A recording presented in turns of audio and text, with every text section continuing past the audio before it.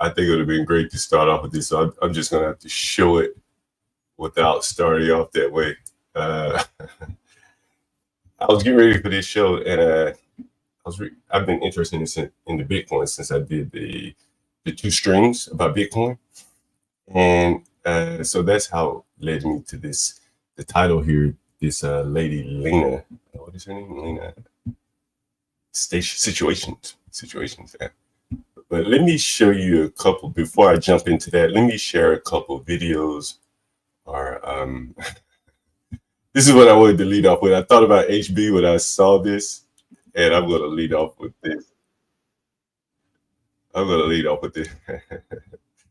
want you guys to take a look at this. Let's see what we got.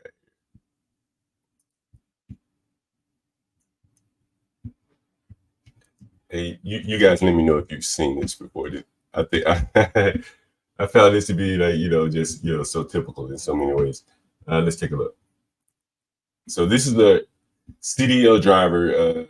He's going to go off on his trainer. So he's training to be a trucker, kind of like HB. And let's watch. This how we're going to start the week off, man. You're not in the right fucking league. You know what? If you're not going to listen, if you're not going to listen, we'll park this fucker.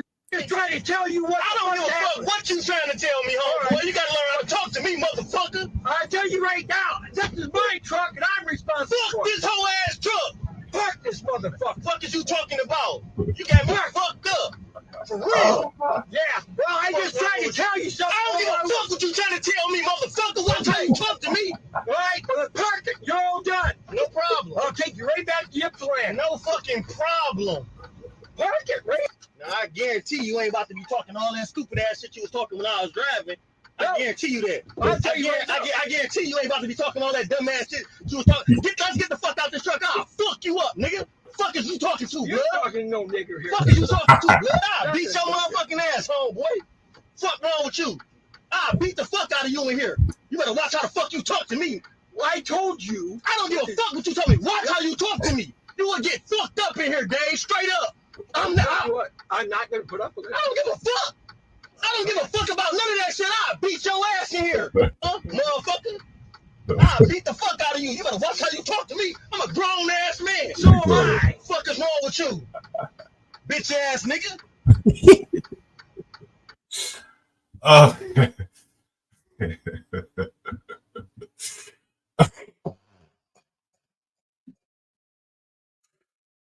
Oh man, he crashed out on the job. I mean,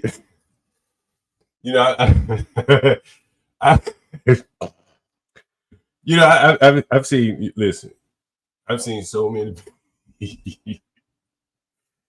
I've seen so many black men, come to me with, "Hey man, I can't pay the rent. What happened? I lost my job." Nigga, where did you lose it at? They didn't lose their job. Shit. Oh man, they destroyed the opportunity that themselves working at. Oh man.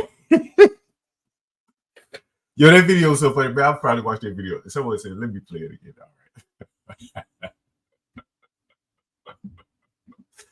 All right. Oh man. That was something. I can see why you want to see it again. This how we're gonna start the week off, man. You're not in the right fucking league. You know what? If you're not going to listen, we'll park this fucker. Just trying to tell you what. I don't give a fuck what you trying to tell me, homeboy. You gotta learn how to talk to me, motherfucker. I tell you right now, this is my truck and I'm responsible for Fuck it. this whole ass truck. Park this motherfucker. Fuck is you talking about? You got me fucked up. For real. Yeah. Well, I just trying to tell you something. I don't give a fuck what you trying to tell me, motherfucker. What time you talk to me? All right, well, park it. You're all done. No problem. I'll take you right back to Ypsilanti. No fucking problem. Park it, right? Now, I guarantee you ain't about to be talking all that stupid ass shit you was talking when I was driving. I guarantee you that. I'll tell you right now. I guarantee you ain't about to be talking all that dumb ass shit you was talking. Let's get the fuck out this truck. I'll fuck you up, nigga. Fuck is you talking to, blood? You're talking no nigger here. Fuck is you talking to, blood? I'll beat your motherfucking ass, homeboy. Fuck wrong with you? I'll beat the fuck out of you in here. You better watch how the fuck you talk to me. Well, I told you. I don't give a fuck what you told me. Watch how you talk to me. You will get fucked up in here, Dave. Straight up. I'm not going to put up with it. I don't give a fuck. I don't give a fuck about none of that shit. I'll beat your ass in here, motherfucker. I'll beat the fuck out of you. You better watch how you talk to me. I'm a grown ass man. So am I. Fuck is wrong with you, bitch ass nigga?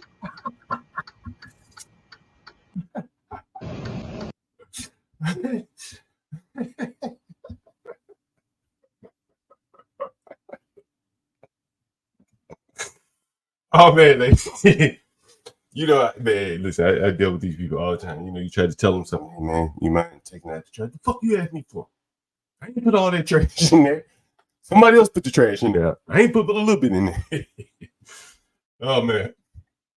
Then, you know, I was Wood versus Bree Brave. Then I was reading through the paper after seeing that, just scrolling through the headlines and things like that. And then I saw the most comical headline that you can imagine. Like, it's almost as if they're trying to stoke like anger and some kind of animosity amongst the people. So I saw this article right here. This is very interesting. Let me see if I can show it to you. Let's see. Let me scroll down here.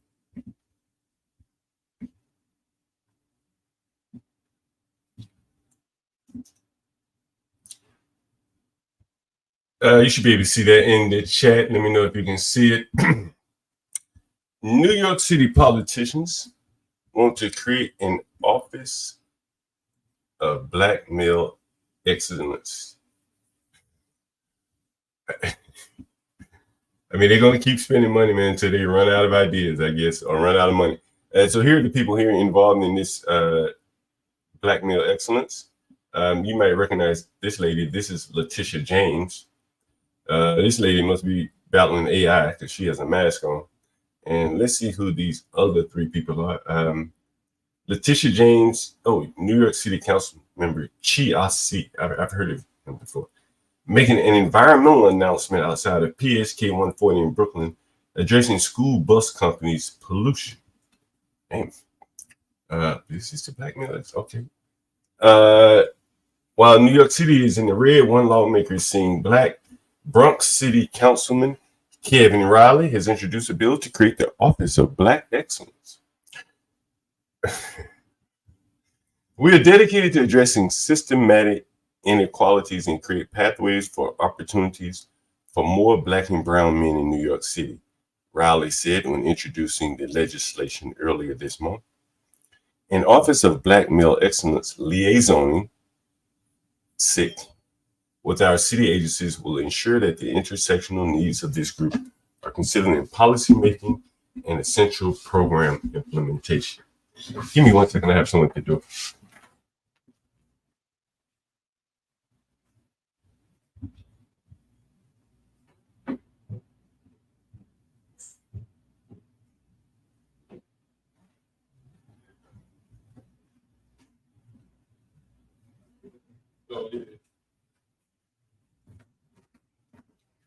Sorry about that. And so this guy is pretty slick. Anyone recognize this guy? This is one of the Central Park 5 guys right here. The idea is supported by him. Well, of course, he was supported. Fellow council member Yusef Salam, Democrat from Manhattan, Chi-Asi, Brooklyn Democrat, and Chris Banks. We don't have to say they're Democrats anymore, just what part they're from, Brooklyn. A trio of lawmakers he affectionately called the Hood Caucus co-sponsored the bill. If enacted, the mayor would appoint a director of black male excellence. The office will provide recommendations to the mayor, city, and council agencies on issues related to the education of black men, criminal justice, health, mental health, economic opportunity, employment, fatherhood, mentorship, violence, public safety, quality of life, and other issues according to the legislation. The office would also submit a yearly report summarizing their work to the mayor. Riley did not respond to questions from the Post about the price tag of the office, and his director, a similar program in Boston, I didn't even know they had one in Boston, runs more than $1.3 million a year, so New York should at least be $5 million. It's much bigger than Boston. I can't think of anything more insulting than telling a group of men they need the government's help to be excellent. Excellence speaks for itself. It's not something produced by a city program, said Councilwoman Vicky Palandino, Republican from Queens. I'm interested to hear what Stanley would say about that. And like all progressive programs, once you get past the PR spin and utopian language, a damn ad pops up. It just ends up being yet another money pit that launders taxpayer cash into activists, nonprofits, and produces zero value to anyone. Perhaps my colleagues are nervous because they see black men turning away from the Democrat Party in record numbers and need an empty gesture to try and make it seem like they care. Mayor Adams' spokesman said his office was still reviewing the bill and what potential financial impacts it may have. No financial impact is too much. We should definitely get to the bottom of this. So that was an interesting article I read. But what got me interested in this stream, I've been reading a bit about Bitcoin, and I stumbled upon this lady's name, Léna Situations, and she's out. Here's Angel. She's out denouncing a sophisticated scam. Has anyone ever heard of Léna Situations? You may have been here in the earlier chat. Not. Other than what you have mentioned yesterday, I don't know this scam fully in detail. Yeah. I've never heard of her either. So let's take a look at what I found, and I think it'll be surprising because now we're having like very sophisticated scams, and they're involving AI, and I think you might find this interesting. So let me see if I can pull this up here. Pull it up here. And so here, let me show you. Here's the lady right here. And this is an article in, oh wow, I need to get it retranslated again. Got it. All right. Cryptocurrency. Léna Situations denounces the use of her. She denounces the use of her image for scams. The content creator with millions of subscribers warns of a fake ad using her image to sell cryptocurrency. It gets more interesting here. Warning: huge fake, warns Léna Situations in a story published on her Instagram on July 3rd. She has 4 million subscribers on her network about an advertisement that has been circulating for 2 days and uses her image to sell cryptocurrency. Her real name, Léna Mahmoud. Let me see where they talk about the scam here.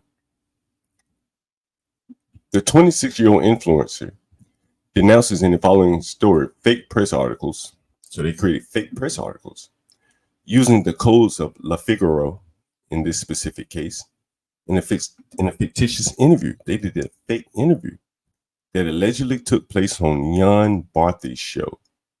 Quoted in, Léna Situations allegedly gave her tips for becoming a millionaire. Believe me, if I had lived on a single salary, I would never become a millionaire. You don't believe me? Give me 250 euros, and with the Finzox AI platform, I will make $1 million in 12 to 15 weeks, she allegedly confided. Now, this is all AI. On a TV show and everything, so very, very sophisticated AI. The purpose of this fake interview is to push internet users to install the beginner trading platform. How many people have ever heard of Finzox AI? Get cracked? You ever heard of Finzox AI? Have you ever heard of that? Get cracked? I have, but I can't speak for others. No, we are not in French. I'm not sure if it's a German thing. I'll zoom in. Sorry about that. I'm not sure if it's a German thing, to be honest with you, though. It's probably a global thing. Finzox AI promises to execute profitable transactions without any prior knowledge in trading. So the purpose of this fake interview is to push users to install the platform. Thanks to its original artificial intelligence technology, Finzox AI promises to execute profitable transactions, quote, without any prior knowledge in trading. The sharing of this this supposed good plan is said to have pushed the Bank de France to prosecute Léna Situations. It is also a huge fake, she commented. other personalities such as Vincent Cassel, Francis Cabrel, Cyril Lignac, these are all French people, at least, well, and you see all these names, have also seen their image diverted in order to promote fraudulent investments. So I know this is France, but I bet you that these things are happening all over the place. A sophisticated scam like this is not going to keep itself contained in one border. But anyway, I just found this to be very interesting that they created interviews using AI to create her likeness, to create like scams. I don't even know how would you regulate this. Get credit. Hey, what's up? How's it going this morning? Had you ever heard of this lady? Had you ever heard of this Léna Situations woman?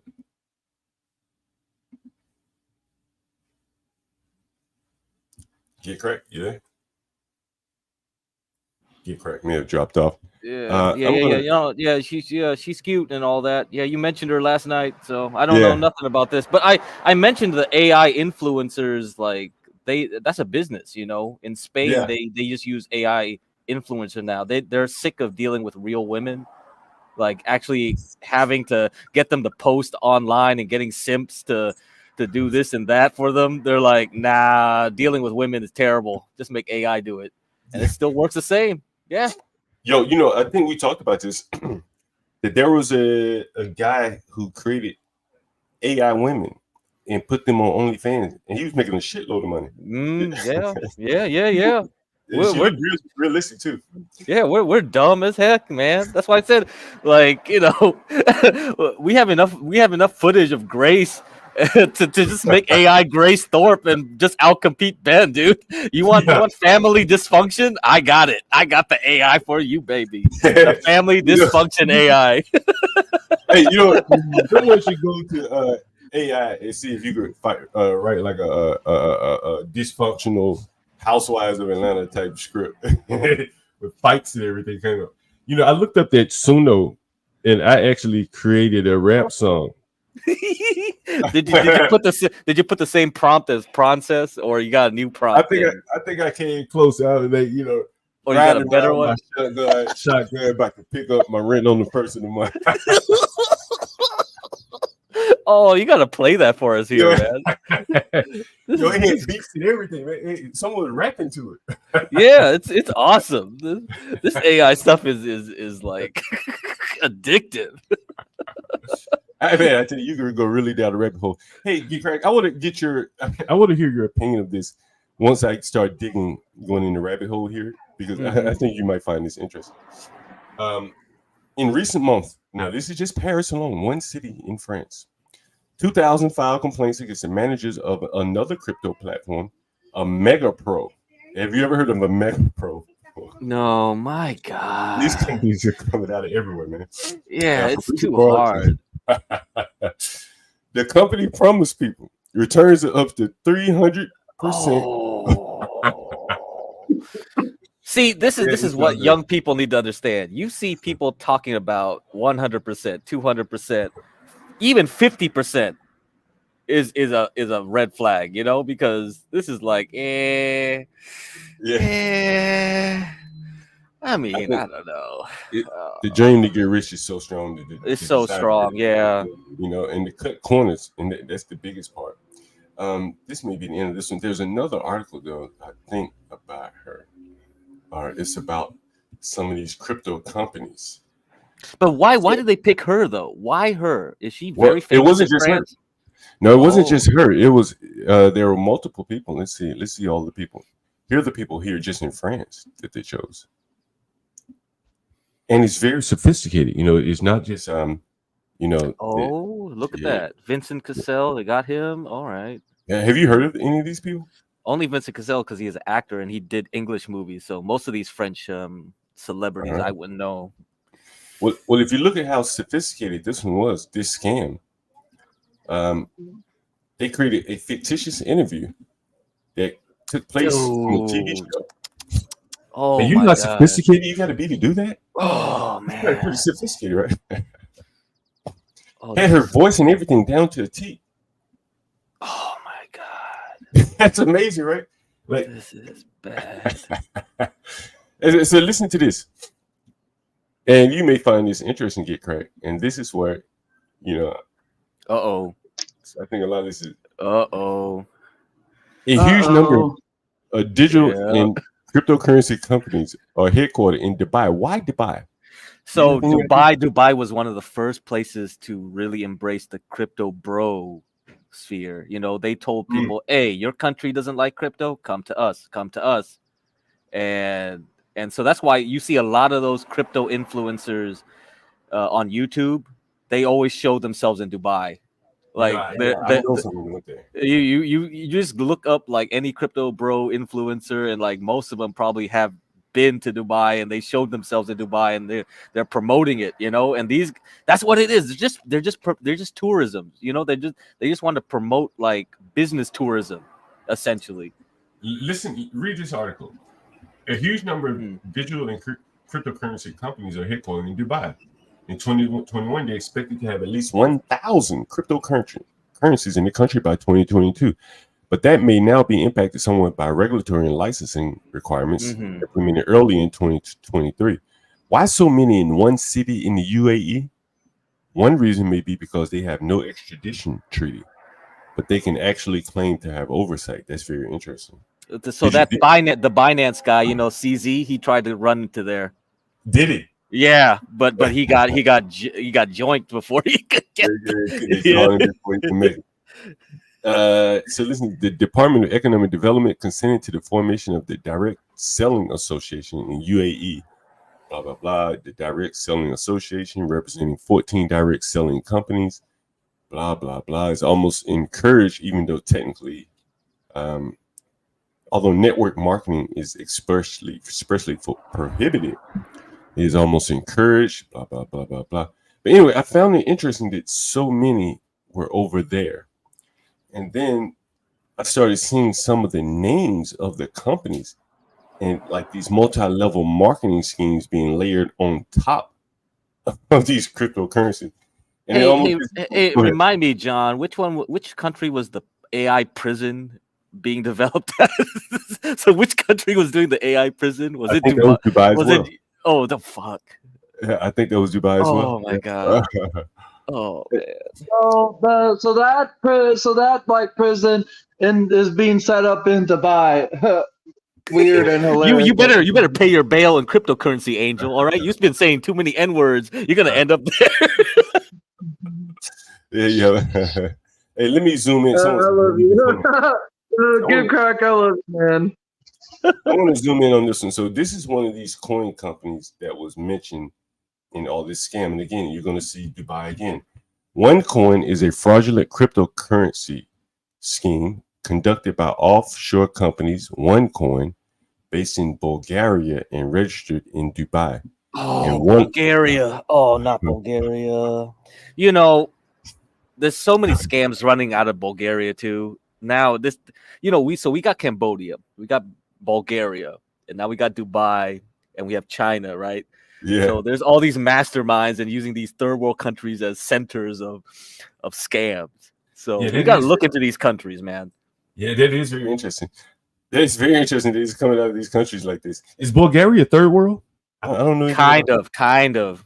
Yeah, it's a Balkan country that's pretty poor, and and there was this story of some cam girl in Bulgaria who was getting this simp to pay her thousands and thousands of his parents' savings, all to her, and the parents, when they found out and they got sick of it, he killed his parents. Wow, yeah. Wow, that is. I think it was Florida or something. Florida man, another Florida man story. Yeah, that is amazing. That is truly amazing. Listen to this, Get Cracked.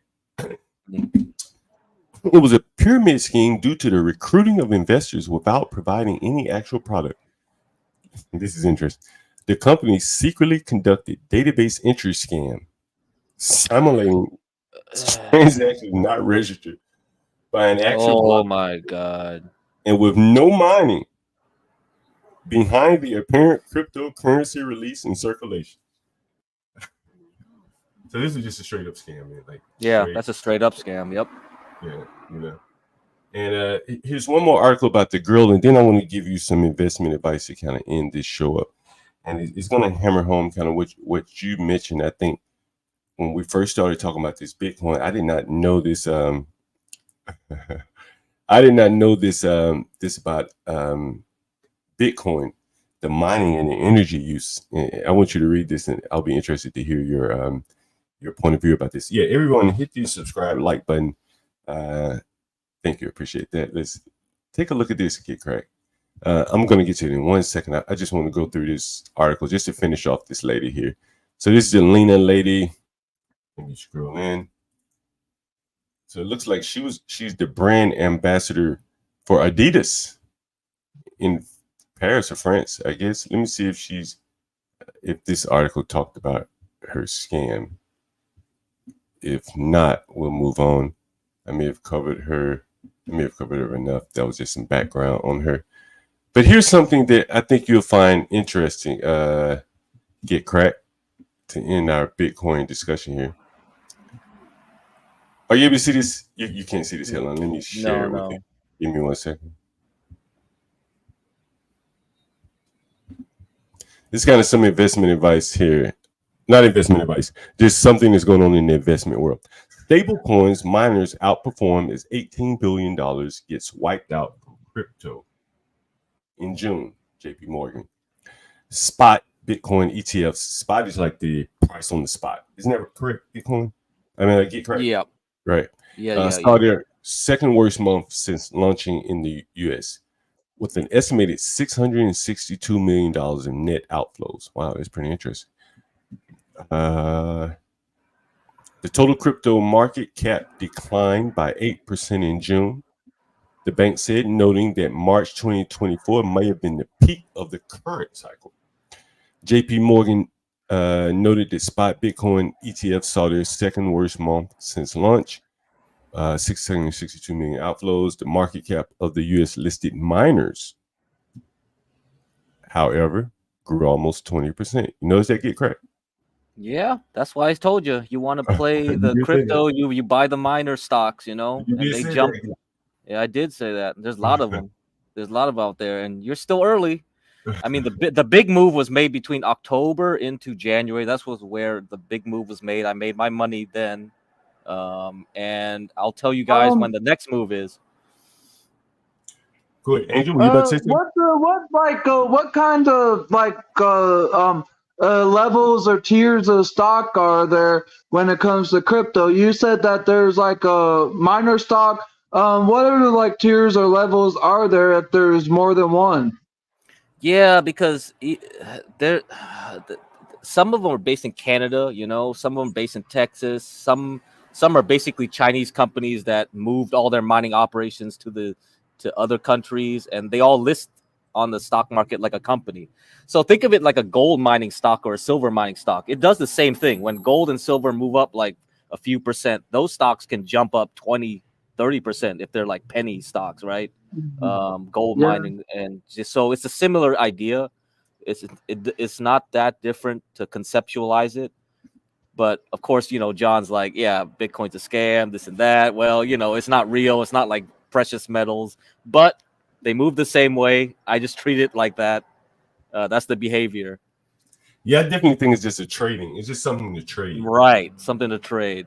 Because as a business model, gold and silver mining margins are very bad, right? The gold and silver has to appreciate, and inflation in energy prices shouldn't go up as high either, because if oil comes back, roaring back, coal comes back, natural gas comes back, then it costs a lot of money to mine for gold and silver. So even if the gold and mine silver goes up. But why is crypto such a thing that they want to try and get everyone to convert to, when the old saying goes, cash is king, but will cash be around forever? Probably not in 100 or 200 years. Longer term, that's up in the air, and we should probably go back to another discussion of the dollar milkshake theory and see what's up to date about it, see what people think now. The guy who made that theory, Johnson, is going to St. Bart's. There's going to be a conference with Hugh Henry. Hugh Henry was like the hedge fund manager of Eclectica. He had a weird hedge fund that made tons of money during the 2008 crash. Now he just surfs. He just wastes his time, surfs and promotes drugs and shit. So he made out big on that one. But anyway, he has this conference with a bunch of guys talking about finance. It's probably in August. I don't know. Maybe we should go there, John. We should go to St. Bart's and see this fool. Sounds great. Hey, let me ask you this question and I get correct. With all these scams, doesn't it effectively like ruin Bitcoin? Like if you can't trust it does hurt the image of crypto, right? It does hurt. Like, and that's why you see a lot of these guys like JP Morgan make ETFs and stuff. They want to mature it. The other way is futures. You see, after futures were created for Bitcoin and then Ethereum, their price movements stabilized. You see, they're still volatile, but it's not as volatile as like the pre 2010, like maybe 2020 days. So what did they add? Liquidity? What did they add? Liquidity to the market or something? Yeah, I think they do, because once you got the futures market and people buy contracts, it's just a way where smart investors will come in and actually like not be like retail. They won't act like retail. If you get too much retail, that's what you get. You get all these bubbles popping up everywhere. They just run it up and then it just explodes and then it crashes. Good talk. I seriously like love and respect you. But going back to what you were saying about how you had purchased a miner stock, would you ever think, or maybe I'm saying it wrong, do you think there will ever be, or is there a nigger stock? I mean, there was a Juneteenth stock that people played. It was a meme stock. I forgot what it was. It was a black company. It was a black-owned company, and it would just pop every time Juneteenth came around. It doesn't work anymore. It used to work. I love you, John. Too. What was it like, Family Dollars? No. Oh man, what the heck was it called? Juneteenth. Yes. Oh my god. I still love you. Give crack. I still love you. Give crack to me. So look at this. When you mentioned something, it made me think of something. This outflows of 660 billion or whatever the number was. Do you think those are retail investors here? 662 million? No. Mm-mm. You think it was like it was real people? Yeah, it's real people. And actually, I have an article showing that a lot of Americans now own some form of Bitcoin because through this type of stuff. Yeah, they have decent exposure. That's why I say the liquidity is there now through the ETFs.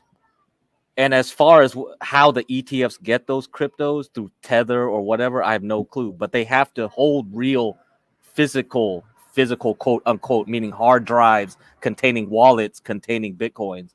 And that's where the big money is. So if Philippe is listening, he should get back into the data center business and make more of them for holding these cryptos, holding AI like storage, like all the data. This storage is a big game. Like we got to look at hard disks, the new forms of memory. So one stock you should look at is MU, right? Micron. Yeah, Micron's a pretty crap company because it's very commodity-based chip company. Right?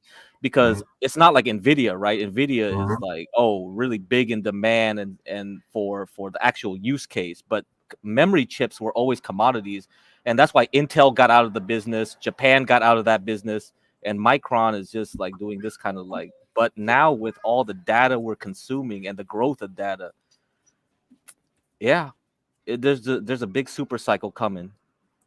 You mentioned something about JP Morgan and the stability, and you notice here, which is not all doom and gloom, stable coins outperformed the rest of the ecosystem in June. Why would that be? Well, do you have any idea as to why? I don't know. That's why I'm asking him. Yeah. Mainly driven by Tether. You see this? So this was this year. This was written this year. Mm-hmm. Yeah. Was this I think it was this this year. article? Yeah, July 8th. Yeah, this year. Okay. So the Bitcoin spot ETFs were approved around March, April, and then there's an Ethereum ETF should be approved pretty soon for spot. And I think people just cashed out because they got bored because they saw all the big moves already happen up until March at that time, and then they said, okay, whatever, I'll cash out now.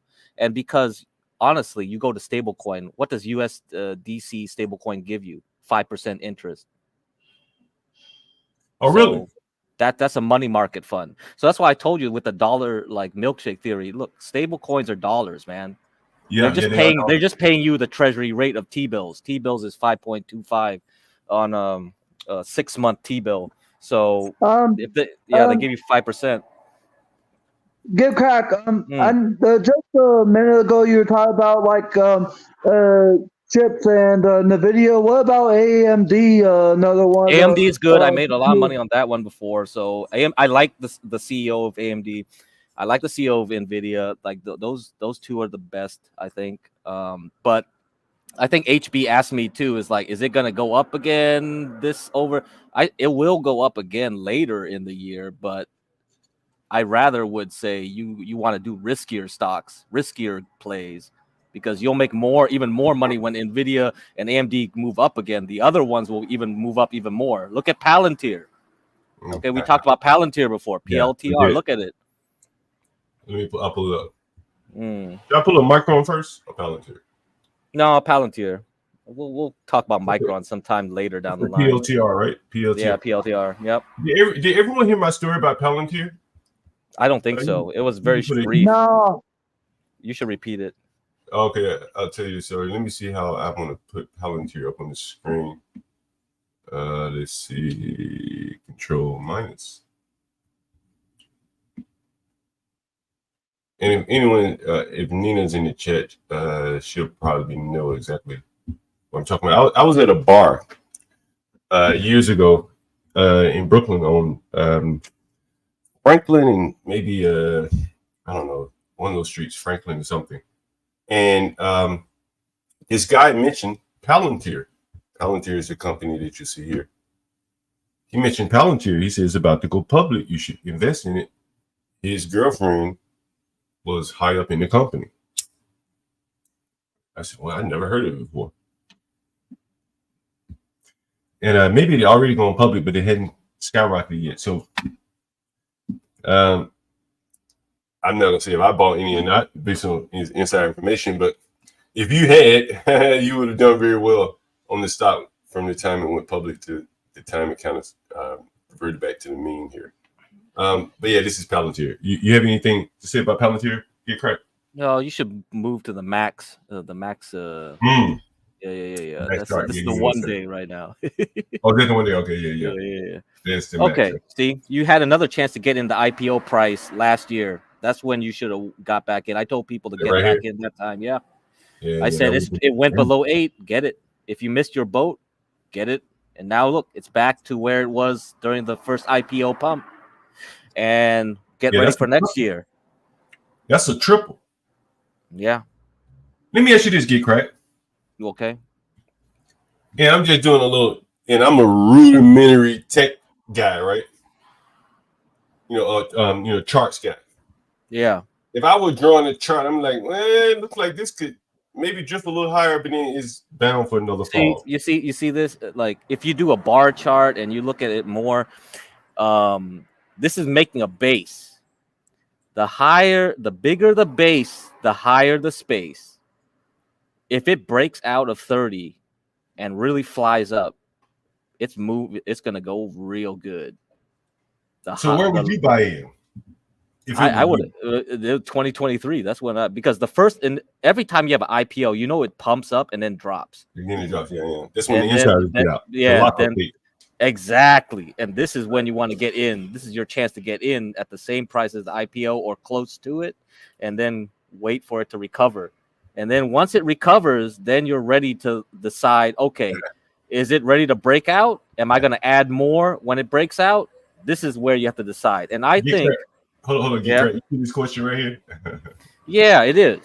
I mean, okay. Do you know Druckenmiller? Excuse me. Right? So Druckenmiller is basically an acolyte of George Soros. I think one of them. There's another dude too, probably, but Druckenmiller is one of the famous ones. This is like Stanley Druckenmiller, something like that, right?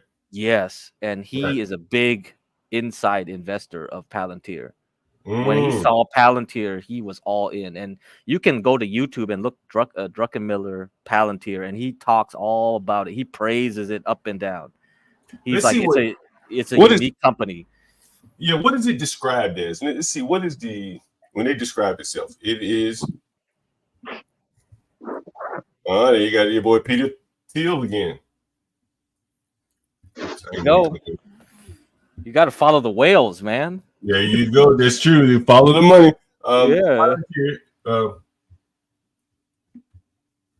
It specializes in big data analytics, CIA type thing, government type stuff. And that's pretty much what they do, right? They mostly work with government, right? So the funny thing about it is, yeah, most of the contracts are government, and people don't really know what they do because they can't even describe it as well. Right. It seems like they make custom solutions for different companies and governments for their own specific needs, you know. And the thing is, when the Hamas and Israel stuff and all that stuff and Russia, the CEO of Palantir, he basically said, this is what I predicted the world would be, a fragmented world where there's lots of war and chaos. And he's the guy to sell the software solution for you to deal with the chaos. Have you ever heard the theory that this Twitter is like a government operation? I've heard of it. You heard of it? Has anyone in the chat ever heard that before? No, I've never heard of it. Anyone in the chat ever heard of that before? I'm curious to know. There's a blog, the Conservative Treehouse, and the guy did an exhaustive. Someone said yes, pre-Elon. The guy did an exhaustive, in-depth analysis into Twitter, and he talked about just how Twitter, with all the asynchronous transactions and the cost and the scale and the amount of money that they have to pay Amazon and Google every year, that there's no way that it could be a legitimate company without the government backing it, like the servers and things like that. They would have to be somehow in cahoot with the government. It was a very interesting thought that the guy put forth. Also, social media is basically, yeah, I think so. I think someone says Palantir uses Gotham software. What is Gotham software? Is that a real company? Have you ever heard of that, Geek Crack? It does sound familiar, but you know, it's like I don't know too much about the internals. Palantir likes to keep themselves very private. Like yeah, as a public company, it's quite bizarre. Listen to this. Wow, shit. Listen to this. Yeah, this is strictly government. It's a modern solution for efficient and responsible target management. Yeah, you see, it's very vague, right? You see, very, very like general as to what this means. Damn. This is a hell of a website. You see this? Yeah, this is good. You know, the funny thing is like the CEO Karp, I think his name is Karp, basically. He left Silicon Valley. He said it was too liberal. And he ran off. Yeah. You remember the in Google they had a protest when they had the Hamas thing? And so that's what he was talking about. He basically said, like, I'm developing my software for anyone. And he's like, he was all like pro America, this and that, and he said, like, whatever the government tells me to do, I do it. Yeah, this is strictly, this is a government company, man. Look at this shit. Mm-hmm. Look at the targeting. Damn. Yeah. You see HB lot lizard right there. we We'll be like, hey guys, ship in the HB. Maybe we could buy some Palantir software. But locate the lot list. you need Starlink, Palantir. We need everything for this, my man. God. I can look at it before he even gets there. Damn, this is really amazing. Palantir. Damn. Oh, it supports soldiers, so it's truly government. AI, listen to this. An AI-powered kill chain. Wow, that's truly amazing right there. That's really amazing. Wow. Yeah. Damn, like, this is how the new battles will be fought, man. Exactly. And when you have the drones and stuff, this is why I said people had to look at that Azerbaijan Armenia war. That was like the test before the Russia thing. They were testing out all the tech there. Israel was there. They had observers there. A lot of countries went over there to observe the drones having war with each other and deciding how to do the new technology. And Palantir, right, is the software linking all of them, I guess. Damn. And this is the scary stuff. This is the real scary stuff, you know. They do surveillance, they'll do attacks, they'll swarm you. Doesn't matter where you live, where you sleep, man. Ben Thorpe got caught by a goddamn drone. They got Ben Thorpe. I'll be honest. I heard of the term or like the meaning palindrome, but I never heard of Palantir. Yeah, there's a Predator drones. Yeah, they have Predator drones. That's what the main ones are called. But Palantir, yeah, is the company, and looks like we know the name of the software is Gotham. So more research must be done. Yeah, there you go. There's one other thing I wanted to tell you guys. Oh, where did we leave off at here? What were we talking about here? I've been. That's true. Daniel's right. That's true. It was also developed to collect the health data. Yeah. Oh yeah, I'm gonna look that up. That's interesting. Here's something else that they're doing with Oracle, which is a big government contract as well, and that has to be big data for sure.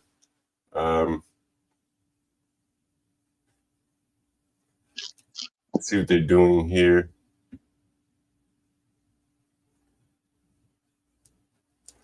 I don't see anything particular about weapons, but I mean, Oracle's like probably the biggest database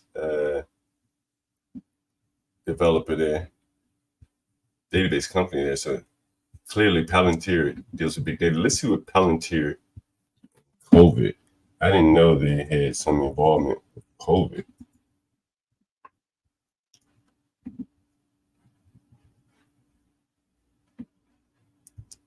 Palantir scoops. Wow. There you go. $415 million. That's one. It's probably the same contract here. Yep. Wow, $400 million. You know what the NHS is? Get crack, right? Yeah. Yes, I do. Does everyone in the chat know what get what's it NHS is? Yeah, and the NHS? National Health Service. National Health Service of the British. Yeah, that's the public health system. Yeah, so when people talk about that the universal health with the UK, this is what they're talking about. So I guess Palantir is going to be managing the data. Damn, a data management contract, patient data management contract. Damn, $400 million. Wow, they give it to like a CIA company. That's very interesting. Look at this shit. Look at this. Welcome back, HB. Hey, I'm in like the sticks of Wisconsin right now. It doesn't matter where you are. Palantir sees you. It knows you. You're toast, man. I bought stocks in Palantir when it was around like $18, and I've been holding on to it. Honestly, with a lot of these tech companies, these are like my long-term holds. But this is why I want to teach people when to buy. A lot of people just buy whatever. That's okay, you know, but I kind of want to improve that. Like, you got to buy at the right price. where the big guys buy. Not be a fool and just be like, oh, I bought too high. I'm gonna wait here underwater for a year or 2 years, 3 years, 4. It's like, oh my god, I hate that. Because this is how they get you. Because they get you to pay high for them to get out, and then they come back in when it's low, and then you're stuck there with the bag like waiting. It's like, come on. I feel like a lot of people did that with Nvidia. They bought it way too high because it was just going crazy, especially after the split. Nvidia looked like it was never going. Nvidia looked like it was about to go back up to $2,000 again. Like it was about to. Yeah, that's how they do it. They play these games. I just shake my head every time they do it, and it works because it's like it's the same old rope-a-dope. It's like this stuff keeps working. You get some idiots on CNBC to go like buy this, buy that. Oh God, not again. Kramer. But I will say though, John, I think most of these like, oh, you're breaking up, HB. Palantir got him. Okay. Nah, you may be better than that. Go ahead. I think most of these I'm probably still breaking up. God. No, you sound like you better. Go ahead, HB. We hear you now. Can you hear me? There we go. Loud and clear. Okay, there we go. I think I think most of these tech companies, most of their contracts that they have are probably with the government. Yeah, a lot of them, yeah. Like their biggest contract. Yeah, their biggest contracts. Like even with like Nvidia, they pretty much like whatever they're making, they're already sold out of whatever they're making, and most of that stuff is bought by the government. You know, same thing with Amazon. God damn it. No, HB's right. So the only way Palantir can, the only way, I'm out. You're good. You're good. Oh shit, we're losing you again. Wi-Fi. Oh my god. Okay, so you're right, HB. You're exactly right because they've saturated the government contracts. They have to convince more of the companies to buy private companies to buy their software. Yeah, have you like Amazon? They do a lot of this data. Was it the storage for the government, and they have billions of dollars in contracts in terms of government storage for like the military data, all the government data. Mostly, I think is probably on Amazon servers. So you'll see like outside of DC, out like Dallas and areas like that, they built many data centers out there. I think Virginia has cheap water, maybe power or something like that. So yeah, it's very interesting. But I wanted to show you one more thing, get cracked, before we move off of this Bitcoin thing, because I think it highlighted something. So I guess I'm patting you on the back here of what you said. I think on the first Bitcoin stream, or maybe on the second one, when we talked about mining, and you said invest in the utility stocks. Okay. I don't know if you remember that. You remember that? I remember that. Yes, I did say that. And so here's something. So the stable coins outperformed primarily Tether, but the miners were an outlier. The total market cap of the publicly listed Bitcoin miners grew 20% as these companies benefited from gains due to art. You're gonna love this. Can everyone see this in the chat? Let me make sure everyone can see this. Yeah, you should be able to see this, right? It's AI again. AI to the rescue again. Listen to this. Get correct. What is that? Okay. The total market cap grew 19% as the companies benefited from gains due to artificial intelligence-related power use cases. Core Scientific. Have you ever heard of that? Get correct? Yeah, I have. Yep, I know that one. Recently, listen to this. Recently inked a 12-year, 200 megawatt deal with cloud computing firm CoreWeave. You ever heard of that company? CoreWeave, no. To provide AI related info. I've never even heard of this before. AI-related infrastructure, which triggered a re-rating of the sector and a wave of mergers and acquisitions. That's Have true. you been There have been a wave of mergers. really? Yep. There's consolidation here. Wow. That is interesting. So the same peak spot trading fell as much as 18%. Do you think the retail investors are just getting bored with Bitcoin now? That's how it always is. They're getting bored. They're gonna keep getting bored, and then all of a sudden, boom, boom, boom, boom, boom, boom, boom. This is the time when the real big money are waiting. They're just waiting because they always want to buy at the lowest price possible. They'll just it'll just be in a range, right? Bitcoin will just float around between 60,000 to 70,000, or maybe even drop to 50,000 maybe later on. And that's the time when you jump in, you get all the bag, and then you wait until it shoots up to 100K. But I don't say you buy Bitcoin. I say you buy the miners. You buy one of these miners and Bitcoin goes up 2x. One of these miners will go up 10x, 20x, 30x. What's the name of that miner? Core Scientific? Miner, Core Scientific? CORZ is one of them. It's one of the newer ones, actually. It had a recent IPO. And these are real companies? These are real companies, yeah. Real in a sense, yes. If you believe in what they're doing is real. Yeah, that's what I'm saying. Right? Yeah. Mm-hmm. And I'll recommend another one for you, Wolf. FWULF. Gwyneth Paltrow owns a bunch of those stocks. I don't know if I want to follow her. What's that other one? Hey, that thing went up 5x. What's it, Wolf? Yeah, ULF. Mm-hmm.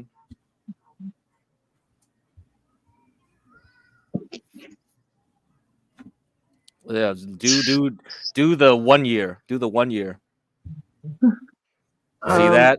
If you got in like last year around $1 is up 5. It's up at the See, yeah, there you go. So hey, man, we're still in early days. This ain't it yet. What was the other company that we saw in that article? The CORZ, Cores. But it was Core Weave too. I don't know if that one was public. Maybe they were talking about like it was like. See, it says a cloud computing firm, so maybe that's private. You didn't mention their sticker, huh? Yeah, their sticker, huh? Damn, that's a big contract for a private company, don't it? A 12-year deal. Yeah, BitF had another deal too. BITF. There's a lot of these companies, man.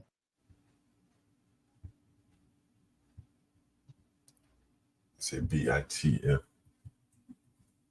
And what does this company do? It farms.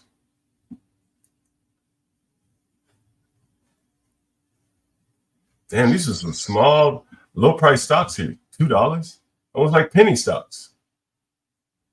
This had a big fall. So yeah, so it's just like silver miners. Silver miners. There's a ton of penny stock silver miners. And if you believe silver is going to $50, you buy the silver mining stocks because they'll way. And if you got options on those silver miners, oh man, way better than playing the futures on silver. Yeah, I see. Okay, that makes sense. Huh? That's interesting. That the miners are doing better than the actual thing being mined. That's very interesting. Anyone have any questions for Get Crack in here since he's here with all of his? Not necessarily. All right, we have a little while. I have probably about 2:00 today. Are there any other topics you would like me to cover right now? Otherwise, I received a couple emails from people, so I'll probably go through those, play those, show those. Anyone in the chat, is there anything in particular I should be looking up that you want me to show everyone in the chat, in the panel? Here's something that I found interesting though. Get Crack, tell me what you think about this, or just guys in the panel, in the chat. This is more landlord news here. We had something similar happen in DC like this, where there were some accused where landlords were being accused of basically landlords were being accused of colluding and setting rents really high. Has anyone ever heard about that? Someone said CBDC. Okay, we'll get there. We'll do that. I like that topic. Get cracked. Any stocks that you would recommend? Penny stocks. No, so the next time to buy is September, October, okay, just before the elections. So that's where I would recommend to buy. So I'll make a list and then we can go over it and people can decide what they want to do. But that's the best time. Right now is not the best. Summertime is not the good time. Summertime is just like people are in vacation, man. Most of Wall Street is on vacation right now. They don't give a fuck. Retail can play games, but they're worthless. They're not doing anything real. So wait till that time. We'll talk again. Let me ask you this question. I was about to ask you something. Oh, CBDC. What do you think about that? Oh, that's a long-term plan. I mean, we'll have to see about that later, man. Do you think it's going to happen? Yeah, eventually, yes. You know, I think they're testing it right now, if I'm not mistaken. Yeah, they have. It's being tested because do you know about the Basel change in the banking rules? It's going to happen. It depends. What? I think because the banking rules will change. I forgot what it's called. Basel. Up the Basel 3 endgame. Basel 3. BASEL 3. Oh yeah, I've heard of that. Yeah. Explain it to me. I don't know too much. I think we need another finance guy in here who's more into the banking side. Don't look at me. Yeah, we need more people in your circle, John. Yeah. And you know, if you for the guys that are interested in CBDC, and we could do a whole show on it. I haven't read these articles. Let me know if you can see my screen. Yeah, we can see it. All right. This is from the Conservative Treehouse, and they wrote a few articles about the CBDC. I'll scroll through. I'll let you see the headlines. You'll see. Here's the first headline: the information war, CBDCs, and a metaphor for those who need. The second. This is a good article. This picture is very symbolic of what they think is occurring. It's almost like what Get Crack showed the other day in China. What was the name of that city? Kowloon City? Yeah, Kowloon City. So this is like New York, or their representation of New York, where everyone's more or less blocked in and can't leave. Kind of like that city. Anyway, so let me continue scrolling. But this is a very good blog. I would recommend people who are interested in CBDCs. If you still believe in the Trayvon hoax, you should really go here and read it. It'll blow your mind. You believe in the Mike Brown hoax, you go there. It will blow your mind. It will open up the information. I'm trying to think what are the hoaxes, good articles that they have there. But those two in particular, I started reading that blog during the Trayvon Martin affair, and they saw through it at the early beginning. And they went there and they took pictures of the apartment complex, townhouse, and everything, and they just, they were able to see right through it almost immediately. But they also pointed out like the political ramifications of machinations that were going on at the time. So a very interesting blog, pretty deep. The guy's a good writer. Here's another one: the Western sanctions against Russia and US CBDC. Have you ever heard the notion of the theory that the United States didn't put sanctions on Russia to block them out, but to block us in? Have you ever heard that before? I think you mentioned this before, yeah. Yeah. They if you talk about it, and this guy writes about it, he actually went to Russia and he went to Europe, and he talked about how easy it was or easy it is to do business with Russia. You think about all the Russian oil is sold to China, India, and then sold to the UK. They haven't really stopped anything. The sanctions have not been very effective. Someone, Gary Arnold, says that. I've heard that. Well, anyway, in one of these articles, he really talks about it. Let's see if he mentions it here. I made the notation during the Tucker Carlson interview that Russian Vladimir Putin knows everything below in this article about Russian sanctions and the formation around a dollar-based US CBDC. He says he went to the UDC, his research. I was trying to see if he had something very concise as to how he was able to do business. But this is a very interesting article. Here's something about crypto. Crypto users are likely familiar with stories like Binance and U.S. regulatory control therein. Outside the U.S., Binance is being used to purchase and trade crypto without issue. But inside the U.S., it is regulated. He said that brings me to the MEXC crypto exchange. Have you ever heard of that? It's a Mexican version. Again, available globally, but not allowed in the U.S. Have you ever heard of this, Get Crack? Yeah, a lot of countries approved ETFs for spot crypto trading earlier than us. Canada's being one of them. Definitely South America has another bunch of them. Yeah, Mexico. And, everybody wants to get in this game. That adds liquidity, man. If anyone is here from Europe and you've heard of MetaMask, the same applies to MetaMask. It is used all over Europe, but not permitted in the USA. Start to ask yourself, why are all these crypto exchanges available to the rest of the world, but not the US? And you start to suspect the Russian sanctions, just like the Patriot Act, or something else entirely. That's very interesting. That's very, very interesting. I remember reading it. Then he talks about, and you guys may or may not know this, then there are the app wallets. You might be familiar with Apple Pay as a process to handle transactions. Apple Pay is linked to your bank account. Well, the wallet feature exists on other apps too, like Telegram. However, you can find the wallet feature, but if you try to use it from a USA cell phone, this feature is not allowed in your region. Why are digital wallets available for the rest of the world, but blocked by the US government? The guy goes on to ask. And more, he just came to the conclusion that we were being boxed in as opposed to boxing Russia out. Here's another article. You ever heard of Ed Dowd? Get Cracked? No. Really? Ed Dowd is a big guy, I think, in finance world. I forget what. Yeah, I'm not really a finance guy though. You see, that's why we need someone to talk about Basel III, all this. We need a real finance guy in here. Yeah, this will be more interesting. Anyone in the chat ever heard of Ed Dowd? I don't want to go too deep in the weeds if no one's ever heard of these people. I give them time to read these people themselves. Trope says, my guess is that there will be some contrived crisis that will force banks into the CBDCs, like a Russian hacker or some shit that shuts down infrastructure. What do you think, Get Cracked? Yeah, I could see it. I mean, the thing with these stable coins and the Fed coin and all this stuff is because they want to emulate China. Because after COVID-19, everything is run through a cell phone.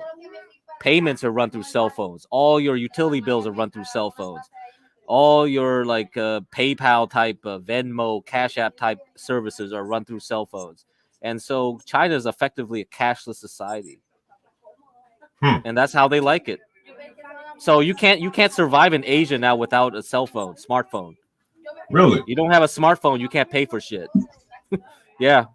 They don't take cash no more. So no cash is floating around. No. So that's the real end game of COVID-19. Who touches cash? It's like, oh, it's dirty. It's full of germs. Yeah, you got them. And this is the weakness of Asian culture. You see, this is how you do it, man. So Master Kim yesterday was talking about Asian face as a benefit. Yeah, this is the drawback of that benefit. Now you see it's a double-edged sword. Yeah, they all go along. What do you say, hive-minded?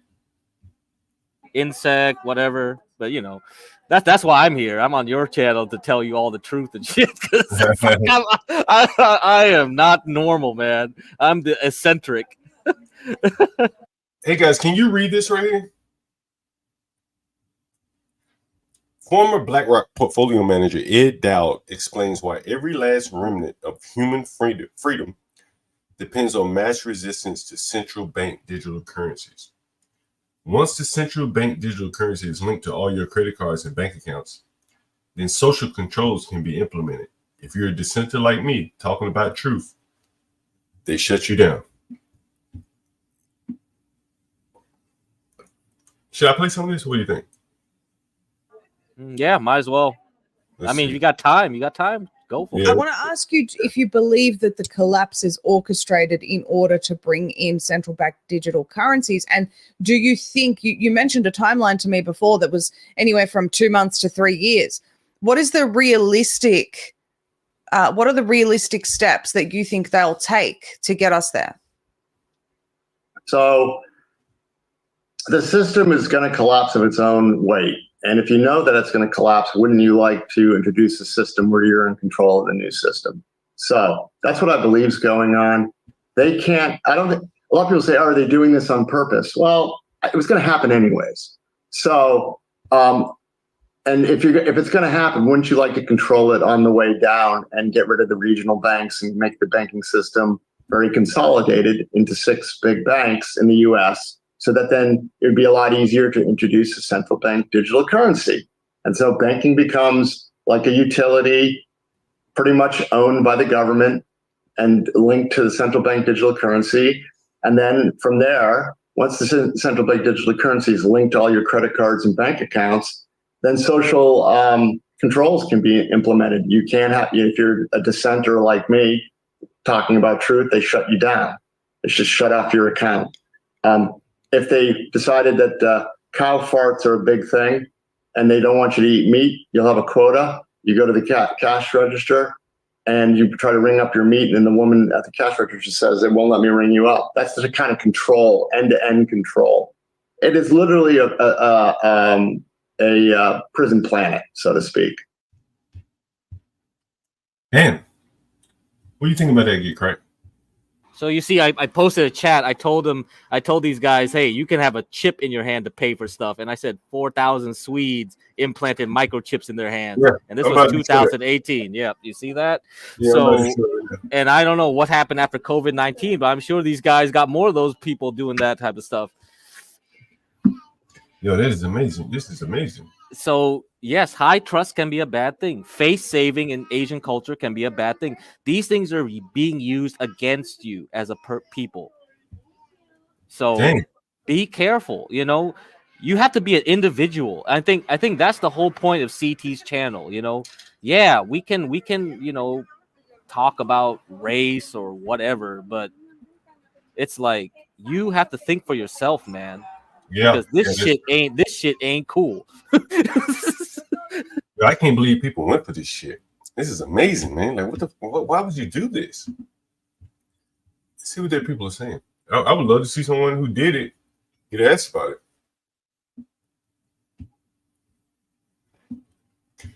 Can y'all see this? Yeah. Man, that's amazing, right? RFID, man. Damn. They are passive and don't have an energy source. So when tapped against a reader. Yeah, you know, when I was in school and I went to grad school and I went to conferences, that's what all they were talking about, how to make low energy ways to transfer information and things like that. And this is what it was all aiming for. And we've hit that point. Damn.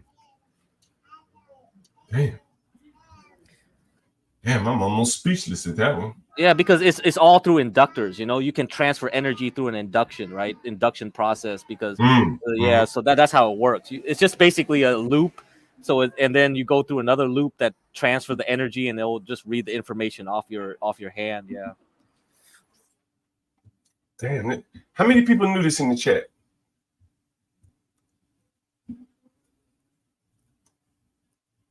Damn, what company is doing this? Look at it. The company's name is Chipster. Maybe it's related to Bulgaria and Palantir for some reason. In Dubai, we're all tied up with Cambodia and China in the end.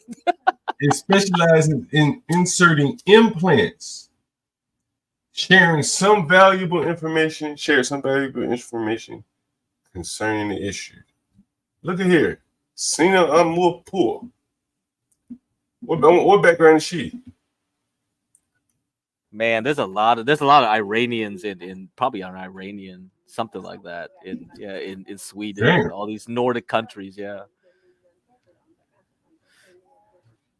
Damn.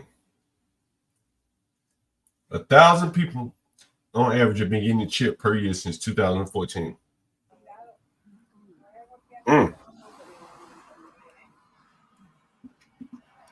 Damn.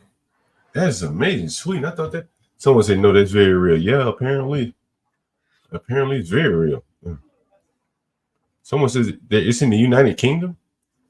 Are you, Mavic, are you in the United Kingdom? And you guys are getting, are you getting the I guess that would be the insertion. The chip, are you getting chipped over there are they getting chipped in the UK yet? We know about this in the UK. These are evil people. Yeah, that's truly amazing. Let's see what other comments do we have here.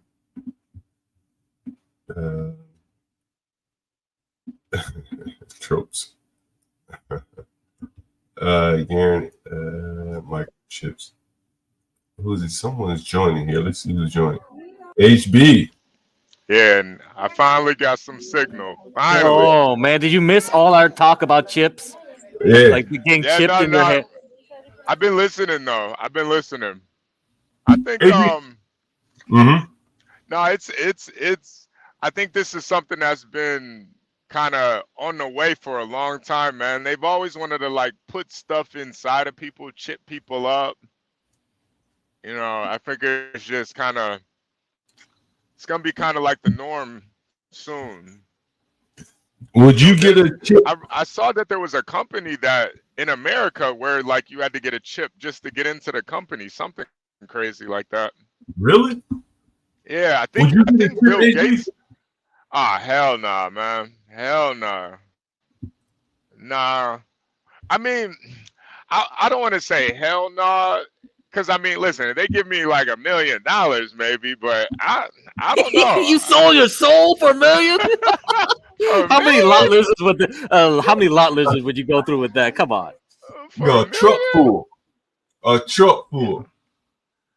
Oh man. Oh, but I can see like imagine like single moms putting chips in their kids so they can keep track of them. I can see this stuff happening. Oh my God. Oh. Yeah, I can see that. And here's some of the things this company makes. So they do make real products. The company's putting the chips in people. Yeah. They do make real products. All you gotta do is make it small enough. I mean, you could put a chip inside of an earring and put it in somebody's ear. You know? Oh man, look at this. They make a lot of things. RFID. You know, years ago, I used to work for the Postal Service, the International Division.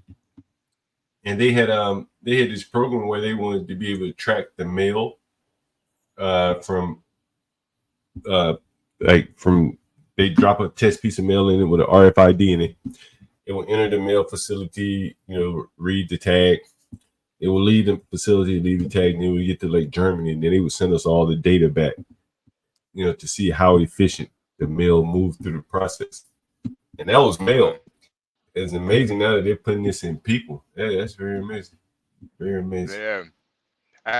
And then John, see, once these technologies start to kind of cross with each other, remember we were talking about that jail VR. Man, they could start they put a chip in you and start putting thoughts into your head, all types of crazy stuff. Hey, HB, did you hear the show with Master Kim this morning? Yeah. I was listening to most of it. Yeah. Yeah, that's some interesting stuff he was talking about, you know, how the Patels, man, involved in welfare fraud and things like that. Truly amazing, even down in small towns in Georgia. Yeah, man. Money. I think honestly, I really feel like all the races are kind of in on the welfare fraud. Honestly, I feel like it almost seems like there's more people abusing welfare than using it. You like for real using it, especially in this day and age. You know, I would probably say, ironically, crazy enough as it sounds, probably the only people that aren't really committing welfare fraud are Black people. Yeah, that's the crazy part. That's the crazy part. I Because really someone, think, yeah. go ahead. Because No, someone no, asked, go ahead, HB. no. I was just gonna say, because I know the small hats. They're definitely using welfare fraud up in New York. Yeah. Yeah, They're the finest at it. They do it better yeah, than anybody else. yeah. They mastered it. Hey, I wanna cover this. We've had a similar case like this in DC, and I'll let you get. So the headline is FBI raids landlord tied to rent price fixing scandal in 10 states, including California. I think DC is included in this. And I've long thought this. I'm like, damn, the rents just all seem to be about the same. You know, when you go to apartments.com or something like that. So listen to this. Again, here's another how software is really playing a role in everything. You know, back in the day when I used to rent from people, you know, they would come, you know, maybe I look at them, fill out an application, something like that. Today is, you know, as we were talking about with you know, just technology in general, much of the way that they interact with me now or any other landlord is going to be digitally. They're going to send me an email. I can Google them, look up their Facebook profile, things like that. I'm going to already have their Facebook profile. I've shown you all the messages that I get from people. And I think that that and, you know, just the other software, and I'm going to show you another article about Facebook. So let me pull that up before I forget it. Facebook. I think I'm going to show you this one first. Let me see. It's an old article. It's about 5 years old. But I want to show you this. It's about 5 years ago, I think. And here's, you should be able to see this. Housing Department, HUD, slaps Facebook with discrimination charge. And I want you to listen to how they discriminated. Department of Housing, HUD, is suing social media giant Facebook for allegedly violating the Fair Housing Act. Has anyone heard about this before I read this? Have you heard about this? Anyone heard about this? I've heard of HUD, but I never heard of this story though. You didn't know they sued. Okay. All right. So HUD says Facebook violates the law by encouraging, enabling, and causing housing discrimination. Well, how do they do that? They don't rent housing. When it allows companies that use their platform to improperly shield who can see certain housing ads. So in other words, you buy an ad for a certain demographic for what you're selling, and if that excludes Black people, HUD is saying that is discriminatory and violates the law. In the charging document, HUD accuses Facebook of unlawfully discriminating against people based on this, blah, blah, blah. HUD also alleges Facebook allowed advertisers certain tools on their advertising platform that could exclude people who were classified as non-American born, non-Christian, interested in Hispanic culture, among other things. It also said advertisers could exclude people based on zip code. It's simply drawing a red line around those neighborhoods on a map. Facebook is discriminating against people based upon who they are and where they live. HUD Secretary Ben Carson said in a statement, who they are. Well, how else do you discriminate other than who they are?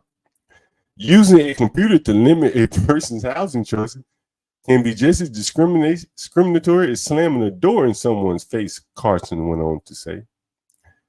HUD said that the charges would be heard by a U.S. administrative judge or in federal court, blah, blah, blah, blah, blah. I did not know that this was Ben Carson doing this.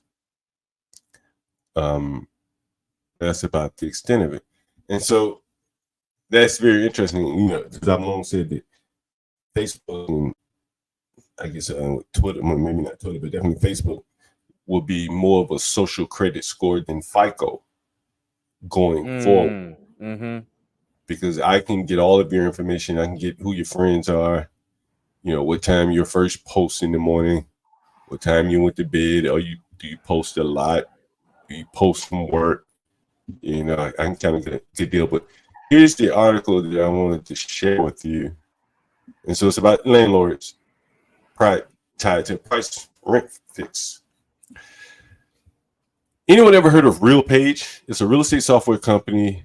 It was rated. The Atlanta-based company is one of several companies being scrutinized over their use of RealPage's rental pricing software, which has been the subject of 10 lawsuits, including DC, 10 states, including DC. Anyone ever heard of RealPage? I haven't. You haven't? Let me see in the chat if anyone's heard of RealPage. You know, Garen's a good black. If he doesn't know that, I've been driving the way they get people to get the chips, and then we'll be talking about the security rings. And the sheep won't think past that. Yeah, I think you're right, Muffin. The sheep will go for the convenience. So back to this article here. Those lawsuits which have been consolidated into one federal suit. Wow, okay. Accuses RealPage of illegal price fixing. Oops.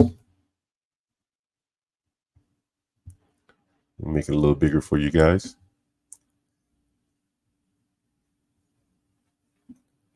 Of illegal price fixing through its YieldStar software, which recommends rent increases to landlords. Lawsuits have been ongoing since 2022. The original California suit was filed in 2023 in the Eastern District, blah, blah, blah, blah, blah, blah, blah, blah, blah, blah. The renter who represents the renters who paid allegedly artificially high rates accuses RealPage of cartelization.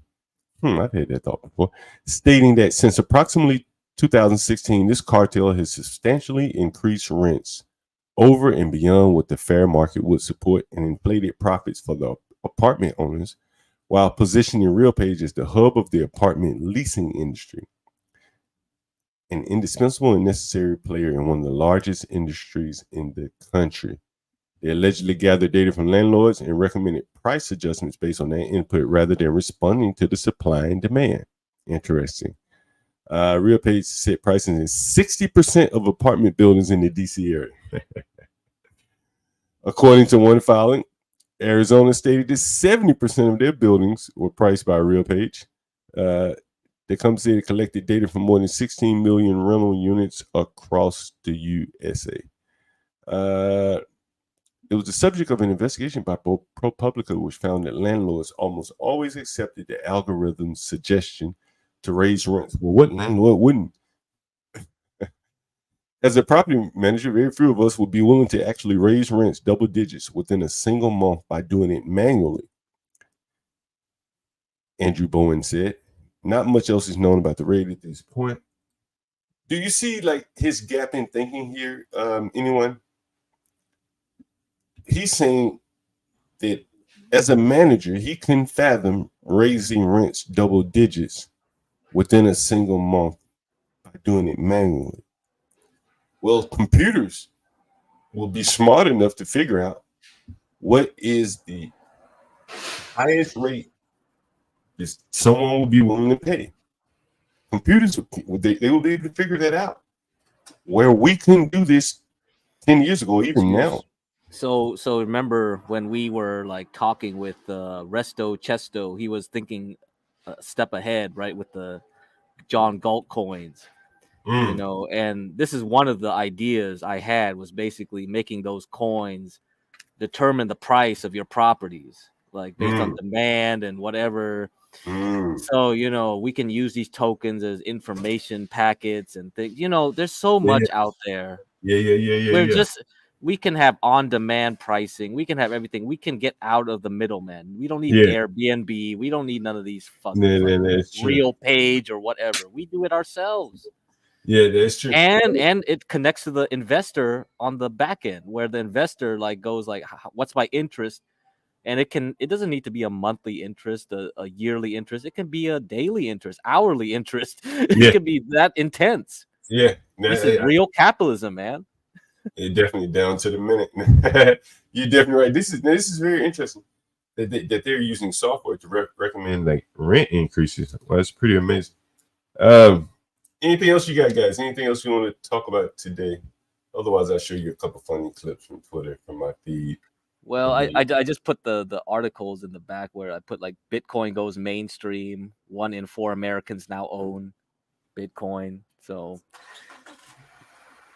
who's driving? That you or that? You driving?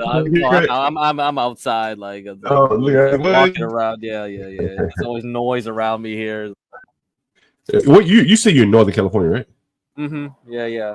But I travel between Southern and Northern, so I could be. Why do you travel back and forth? Your parents? Oh yeah, my parents, relatives, this and that, and I'm free. I don't have work. Man, what's it like to not have to work? Get credit. I'll say it does make you lazy, but that's why I told Gary and I'm lazy now. I'm real lazy, but I'm always doing something. Yeah, and this is one of the things I ended up doing. I guess is streaming with you. Do you ever go to sleep, man? Like I saw you last night on with the thoughts. That's why I told you. I don't like to do what you do, like have very barely little sleep and napping, because when I turned 30, I told myself I'm gonna have a regular schedule now. I'm gonna sleep at this certain time, wake up at a certain time, because I'm getting older.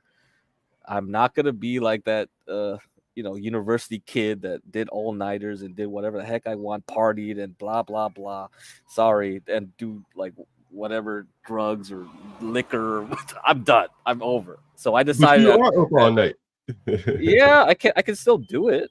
There's no problem, but I don't like to do it. I mean, I gotta keep myself looking like I'm 20, man. See, I still look up. Like HB already said, my voice sounds 20. I actually look 20, so if I stop doing that, I'll be like ancient. You'll be an old man before you know it. Yeah.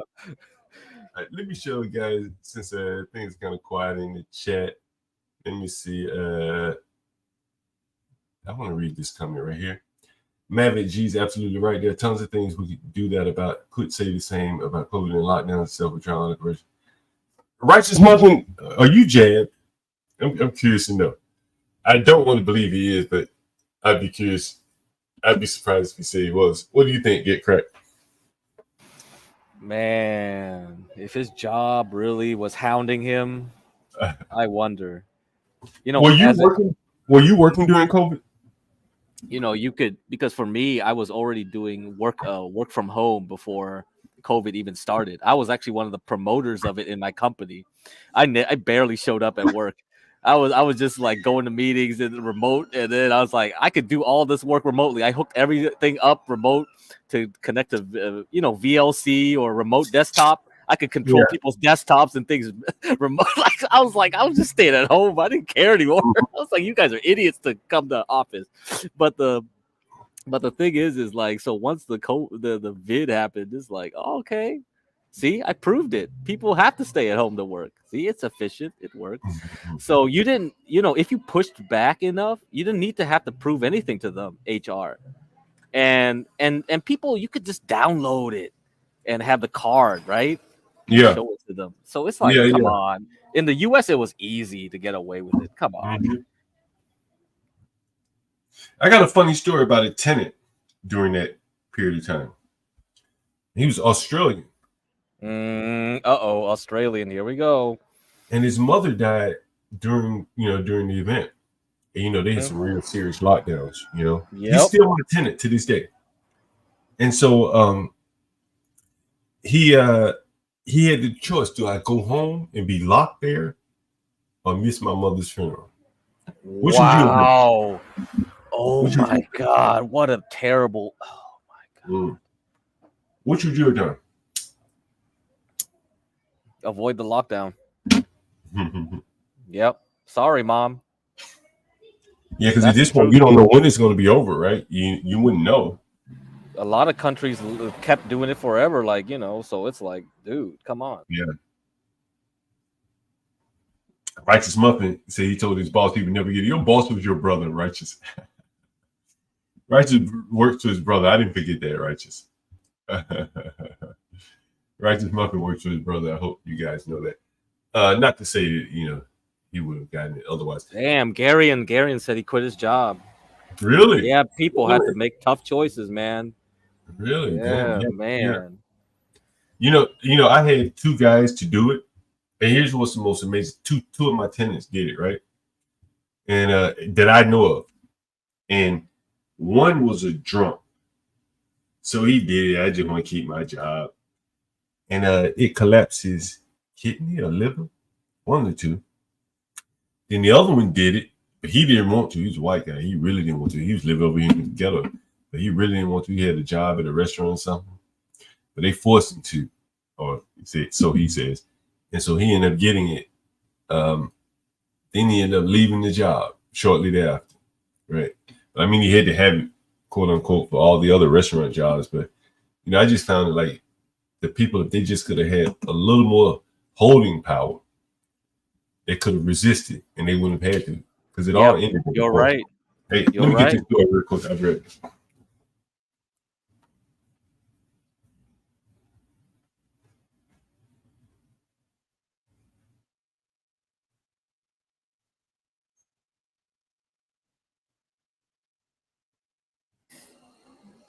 Yeah, that's good. You're self-employed. Yeah, that's a real big benefit.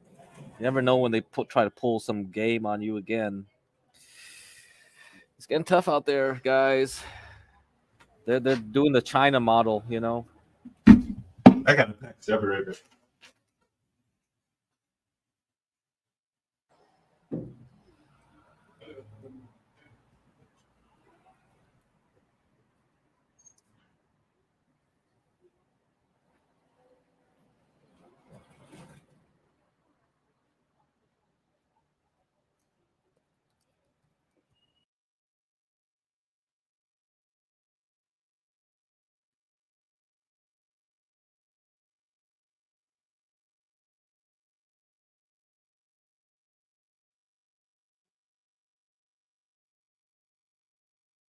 All right, let me put this on link in here. QR code, China. Yeah, laundromats are pretty cool too. Yeah, Master Kim probably has some opinions on that. Laundromats are great business. CT is missing in action. Oh, let me put the links up. You gotta donate to CT's Cash App, guys. Oh yeah, let me get that banner scrolling. Let me see if I can get that banner scrolling. Do you know when if he'll be back on or not? I have no clue. I mean, I gave him 50 yesterday. I don't know what's going on. How much other people gave him? I don't know. I don't know. You have to ask him. Let's see. I thought Portia put it up. I thought she put it up here, but maybe she didn't. I thought I had it somewhere. If Portia's on here, she can add it. I could have sworn I put it up here yesterday. I'll do it in just 1 second. But hey, but you guys should know CT's Cash App. You got it. You got it in there. All right. Mm-hmm. A company made restorators try to force us to get it. I'm the jerk. I thought you were a police officer. Is I'm the jerk the police officer?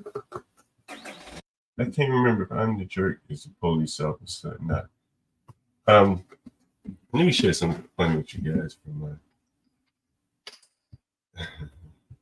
see if I can find this. Give me 1 second. So RD Chico sent me this. That might be a little bit too long for me to explain. I might have to do a whole show about that. Let me see. Oh, I think I showed that one yesterday.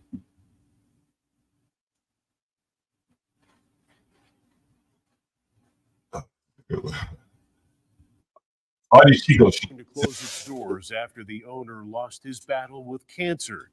The family says keeping it open has been just too difficult. News 3's Ambar Rodriguez is joining us now live in studio with more on their story. Ambar. Jong Park's wife and son, Steve, have been running Dynamite Korean street food and sushi grill since Park was diagnosed and then ultimately died from tongue cancer in December. But after 7 months of keeping the business going without getting a moment to grieve his loss, the family is closing its doors. He wanted to have a restaurant when he was like 5 years old. The son of longtime Las Vegas sushi chef Jong Park says opening his own business was a dream finally come true. For him to have this come to fruition was huge. Unfortunately, a month after Park signed the business's leasing papers, he was diagnosed with stage 3 tongue cancer. So we're like on the verge of either quitting the restaurant already when we put like $300,000 into the restaurant and inventory. But he's like, let's just push through. Push through, they did. And while Park began his battle with cancer, his family worked to open the restaurant.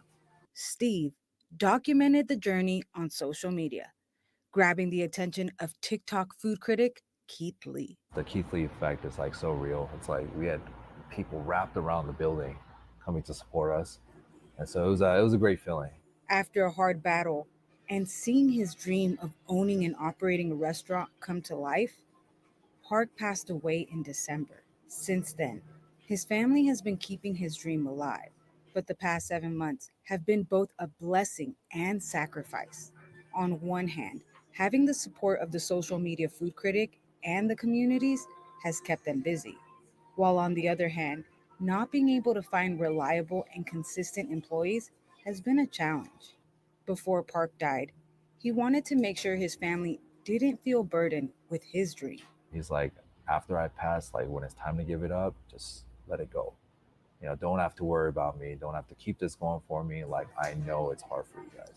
Steve says he has yet to mourn his father's loss, as running the restaurant has been his main priority. Emotional times for all of us, but we made it through, you know, but at least he was happy that it was successful. And the restaurant will open for the very last time tomorrow at 11 in the morning.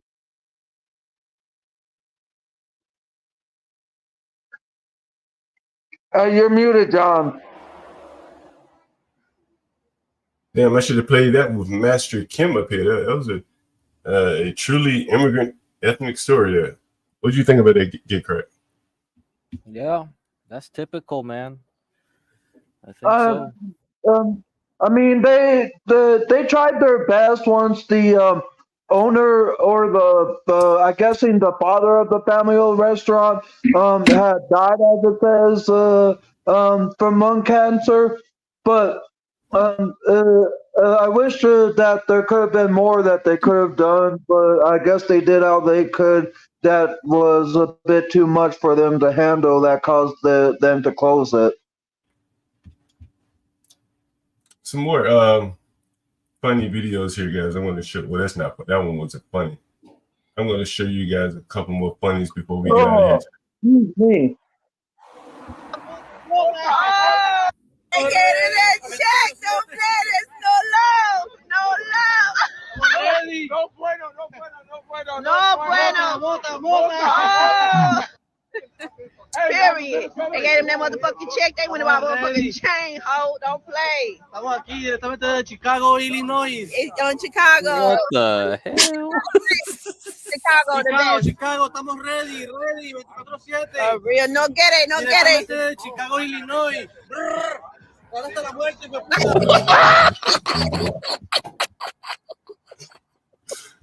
Man, these people don't know what they're getting themselves into, man. Yeah, man. It's crazy. This world's getting nuts. Did y'all guys see that, or did you just hear it? No, we saw it. Okay. Man, man, these people don't know what they're getting themselves into. Then all these migrants come into these cities, like these guys are gangsters, man. What did you think about it? He had gold chains and everything. What did you think about that? Yeah, this is how it is, man. So, Master Kim was talking about, like, I alluded to, like, some Asians, they just thug out, like, Cambodians, Laotians, Hmong, so it's like, yeah, they'll end up looking like that too. So it doesn't really matter. You can end up that way. It's a real cultural phenomenon. Come to America. What did you think about the New York City having the Office of Black Male Excellence? Yeah, that's just, oh my God, I don't know, man. What do you thought? It's just gonna be another money laundering, money scamming thing. Angel, what do you think about this? Oh man. Angel, what do you think about this? NYC politicians want to create Office of Black Male Excellence.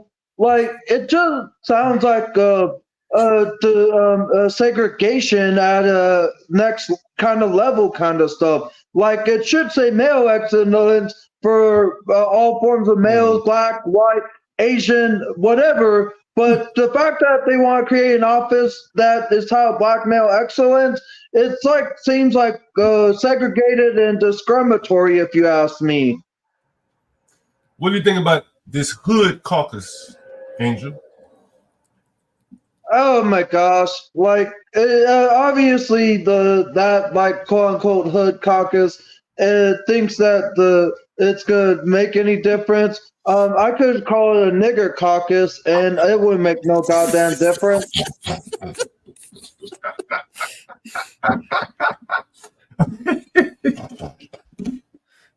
So what would you call the caucus, Angel?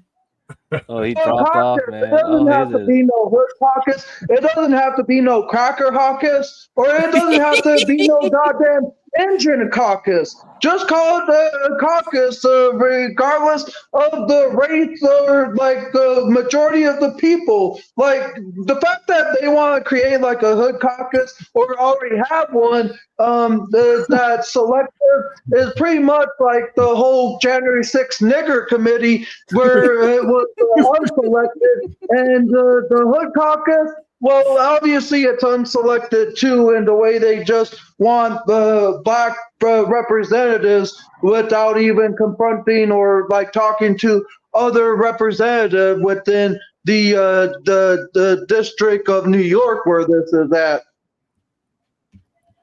I got something else I want to show you guys. I really want to hear your opinions on this. So people in the chat, people, guys on the panel here, I really want to get your opinion. I hope I don't have to search for it because I know I haven't, but I got to get your opinion on this. Got to get it. I think I'm about to search for it. Let me see. It's got to be in my email. Let me see.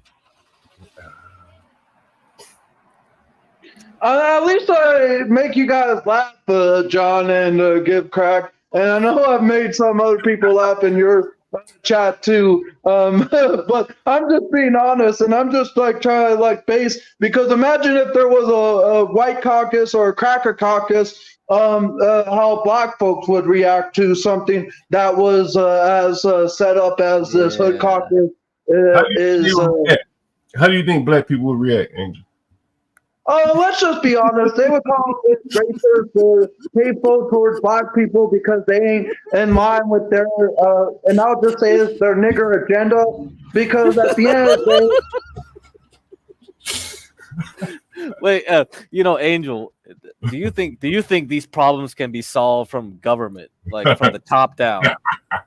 oh hell no! Just because some like black representatives have a hood caucus, it ain't gonna fix shit for the state of New York or the city within New York where this is at all, for all residents and people of New York. If you ask me, it's much like if there was a native caucus here in Arizona to try to do better for the native communities, which I could care less, for God's sakes. But it wouldn't help with making the rent more affordable as it once was here in my mobile home community. It wouldn't make things better in terms of price increases or any of that kind of stuff. Because at the end of the day, no representative of a caucus will be able to fix things of what is a problem within the state or city. It has to be everyone as a team, not a coalition of any kind. Every one of the people, of the residents, need to work together to fix the problem by voting for the right representative to Angel. fix the inflation prices. Angel, Yeah. can you give me a play-by-play on this video I'm about to share with you? Yeah, I can give you a play-by-play. Yeah. Whenever you need me to stop. Yeah. Now, this is the NEA president. Do you know who that is? No. The National Education Association. You ready? Yeah, I'm ready. Let me know when you need me to stop. Who we are. Oh. We are the ones who helped to shape the heart of this nation's hopes and dreams. We are the ones who hold steadfast to the belief of the plausibility of the possible. We are the heirs of all. Pause. Mm-hmm. From starter, she said, "We are the ones that help shape this country." Like, what exactly, besides your race, have you done to shape this country? Because I just when she's like saying "we are the ones," I think she's obviously talking about her own goddamn people, or her of her own black people, as though they shape. But at the end of it, why ain't she saying that white people are the ones that gave me life? White people are the ones that gave me air. White people are the ones that built this country of what America was founded on. Obviously, she ain't gonna say anything about that because they think she thinks that her own people built this country. They founded this country. I keep saying this as I said before. If black people think that Christopher Columbus didn't discover the New World, which I could care less who discovered it, but since black people want to say that Christopher Columbus never discovered the New World and think it was a black person, who is that black person's name if it's a man or a woman? So I just think this whole notion of we are the ones that. What? Hold on, Angel. I think she's talking about her organization. Let's listen a little more. Before us, we must keep going. NEA delegates, we can do this work. We must do this work. We get to do this work. We will do this work because our students are dependent. Mm-hmm. What work is she talking about? What work do you think she's talking about? Well, it's the National Education Association, so I'm guessing it has to do something with improving the education / indoctrination of black history of some kind in classrooms, if you ask me, John. Oh, John, you lost connection or dropped out for a quick moment. Hey, Angel, I3 Cube wants you to cam up. Who? I3 Cube. He wants you to cam up when you're doing your commentary. I guess I could, out of respect for you, Ice Cube. Welcome back, John. Yeah, there we go. You lost the connection for a moment, but let's continue. But if I was saying if I had to guess, she's talking about the education of schools and black establishments of education to try and indoctrinate the children with their quote unquote history, because much like how the transgenders and drag people are indoctrinating schools and elementary kind of schools, John, if you heard about elementary schools being invaded by drag show presentations of people like that, then this is a kind of thing that they want to try and have their quote unquote black history being put in schools to try to give kids a full education. Hold on, Angel, let me play here. On us to win all the things. NEA, we have to win all the things. All the things. All the things. Our colleagues are depending on us to win all the things. Keep going, NEA. To preserve our democracy, we must win all the things. Angel, what things do you think she's?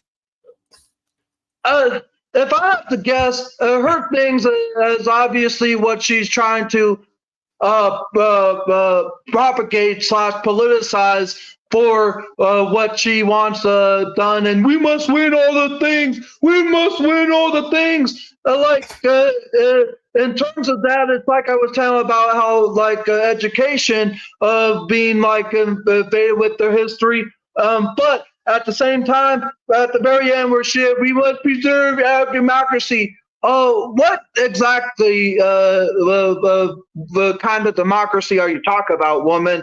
Democracy ain't about an agenda or as though you need to have everything be it your goddamn way, because this country ain't no goddamn Burger King at the end of the day. But this country can't have it, make it your way. But she thinks that just because gays got the passing by the Supreme Court in 2015 of being able to legally marry here within the United States across all 50 is somehow like thinking that they'll get whatever the F they want handed to them like a silver platter. Hell no. Democracy doesn't work that way, woman. Democracy is a constitutional republic, and I believe democracy, so mob rule, if I'm not mistaken. Because at the end of the day, if I was to give you three pizza choices, specialty, or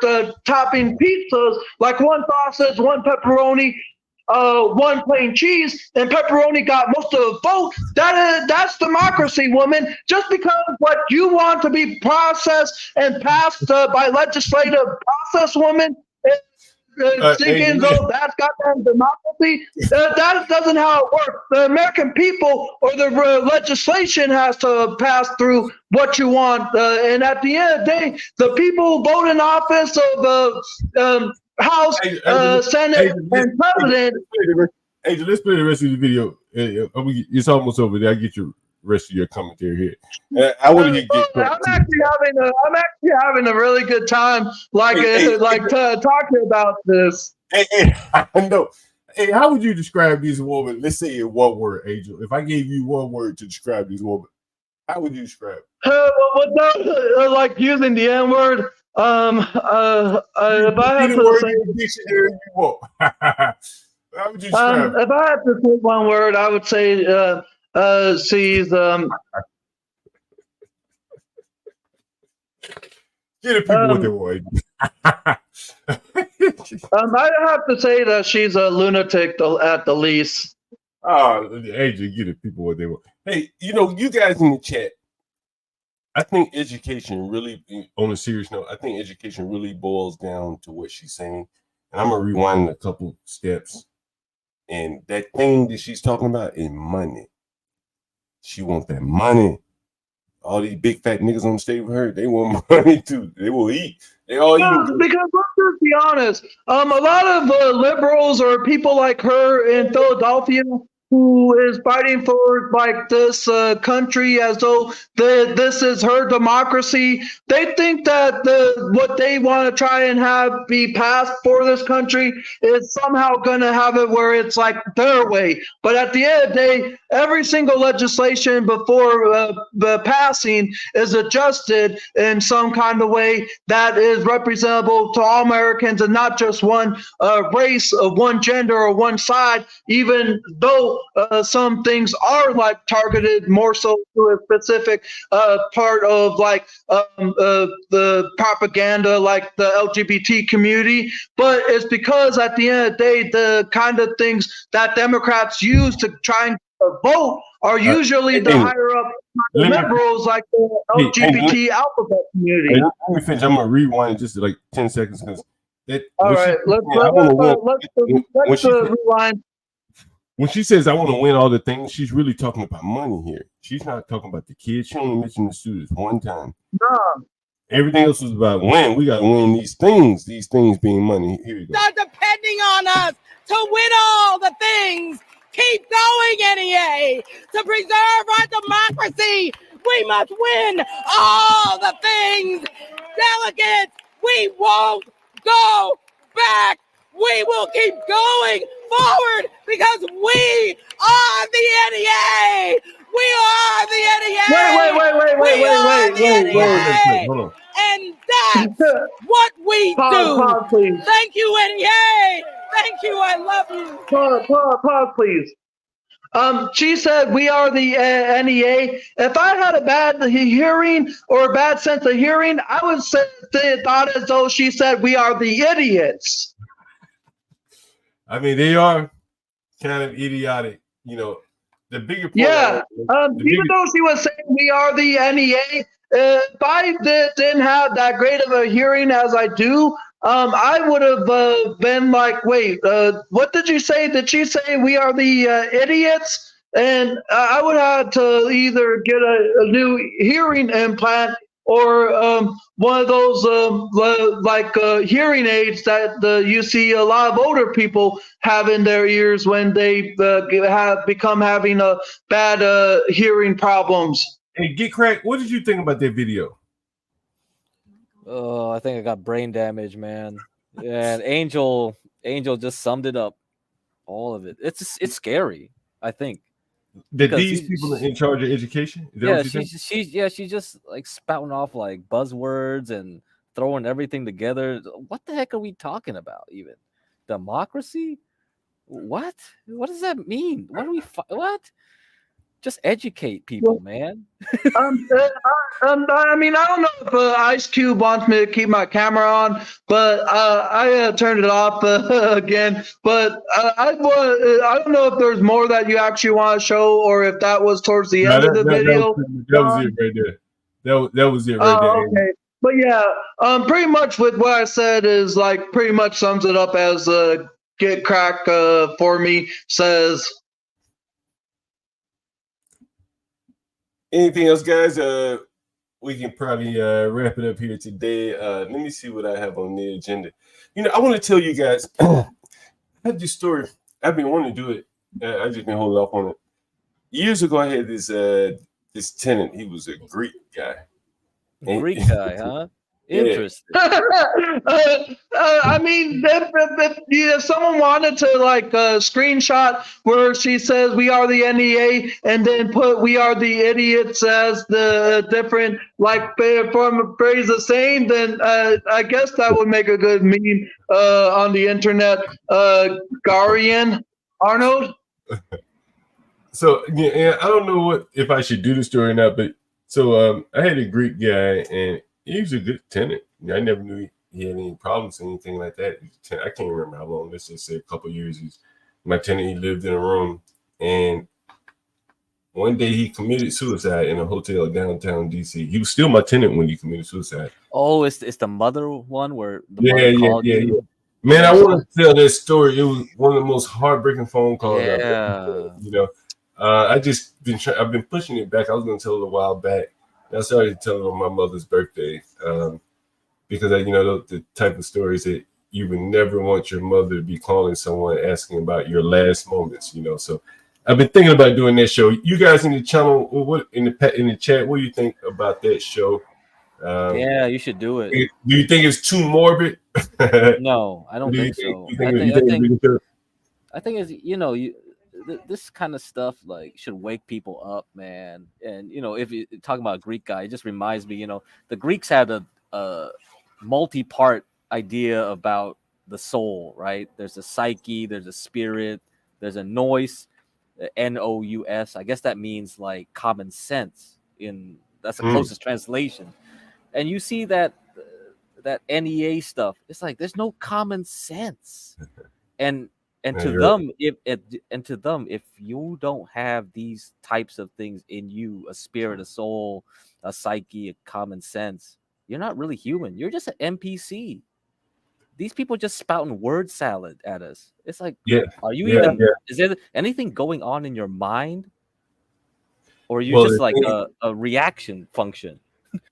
I think it's kind of like with the whole Bitcoin thing. I read something where the people were saying, it's all fake, or something to that effect. And I think in many cases, these people are living like fake realities. Like they can't be honest because it would disrupt their grift.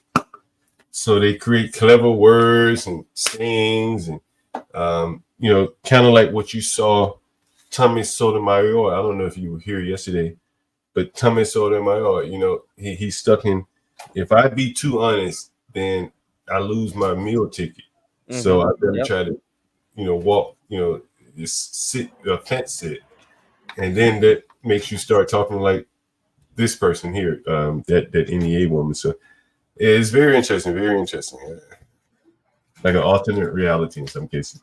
Hey guys, anything you would like to talk about? Any topics of interest that you want covered? Or Well, I remembered the Juneteenth stock, so I put in the back chat like U1. It's U1, so you can go Urban One. So that's a black-owned company. They got a stock. I don't know if you saw your chat, John, but Richard says, "Would you like Angel as a tenant?" Hey. Well, if you'd be willing to let me stay for as long as I want instead of just 2 weeks, then I accept it immediately, John. Hey, 2 weeks at a time is what I do, Angel. Hey, you know what? Hey, you know what's crazy, Angel? And this is all in joking. This is a joke. Yeah, I know. Did I ever tell you, and I probably should put these and shit on the private numbers over here. Did I ever tell you? I think I told you somewhere. I can't remember if I told you here or not. Where I had these 2 black tenants, and I really wanted to get rid of both of them. Did I ever tell you about this? Did I ever tell you about this? Get cracked. Do you remember the story? No. No, I don't think so. Angel, you remember? Anyone in the chat remember this? No. We got about 13 minutes, so I got a little time. If you want to hear the story, I'll tell you. So I had these 2 black tenants that I wanted to get rid of, and they both, I know I remember because someone asked me, "Do you know the difference between combustible and flammable?" Someone asked me that. Maybe I told this. Yeah. Okay, now I remember, kind of. So I wanted to get rid of both of these blacks, so they both were expendable. But hell, you can't really evict them, right? So I figured it's like 2 positive charges. You put them together, they'll repel each other, right? And I think that's how it works, right? And so I had 1 black in one house and another black in the other house. So I moved to 1 black that I thought would get rid of the other black, and I'll be able to more easily get rid of that one.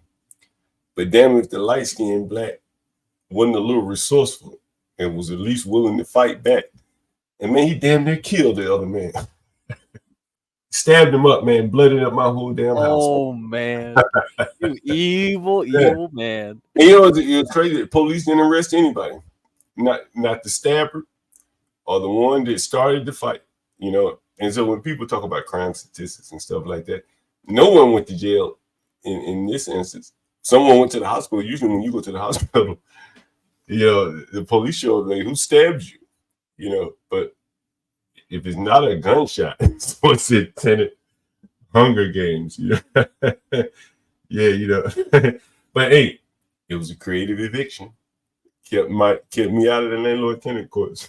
So it worked. Hold on, I'll be right back.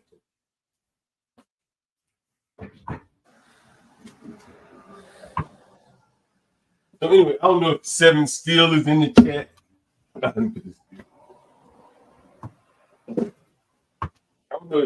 don't know if 7 still is in the chat or not. No, I didn't see him. But he would probably find it interesting from a landlord perspective. A lot of times, these people are their own worst enemies. So you use them against each other as opposed to trying to fight them. They'll let them fight each other, and they'll cancel each other out. And in this case, I got rid of both of them 2 for 1. So anyway, I think, I don't even know how to structure a show like that. A lot of this shit just comes to my head, and I'm like, oh yeah, I remember that guy. Let me tell you a story about this guy, that things like that. You gotta write these down and try to like. Hey, 7 still, man, we got to get you up on the panel here, man. That was a very good story from the standpoint of, I wanted to get rid of both of them, and the thing is, a lot of times you can't ask people to leave, even if they're not paying. You just can't. So you have to figure out a way to nudge them out. And someone is listening that knows this story. I don't want to put the name in the chat, but it is definitely a true story. Hey, 7 still, do you rent rooms or do you rent the whole house or what? Put it in the chat. Let me know.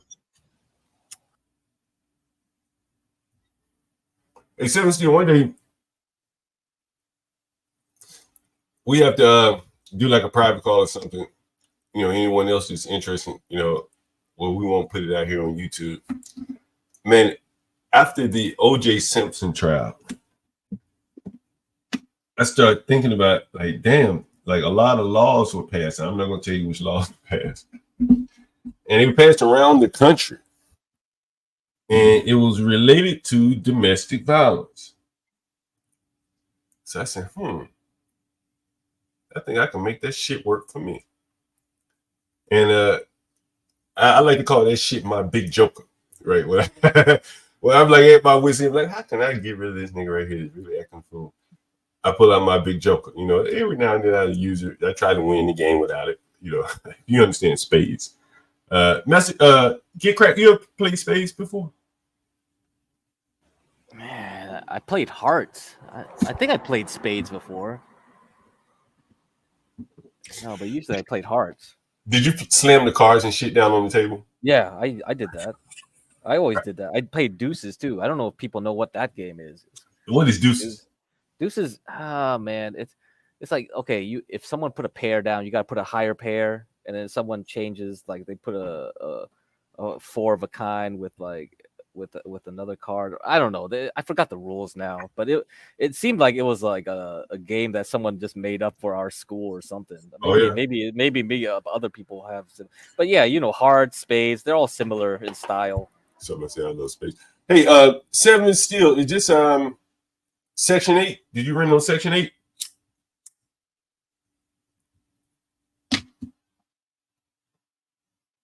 I'm curious to know, are his tenants on Section 8? A 3-bedroom, 3-bath house. You rent the whole house, bro. You really taking some chances. It's like a family. You know, shit, they make up the breakup. And in between time, they don't pay rent. Neither one of them has enough to pay the whole rent, man.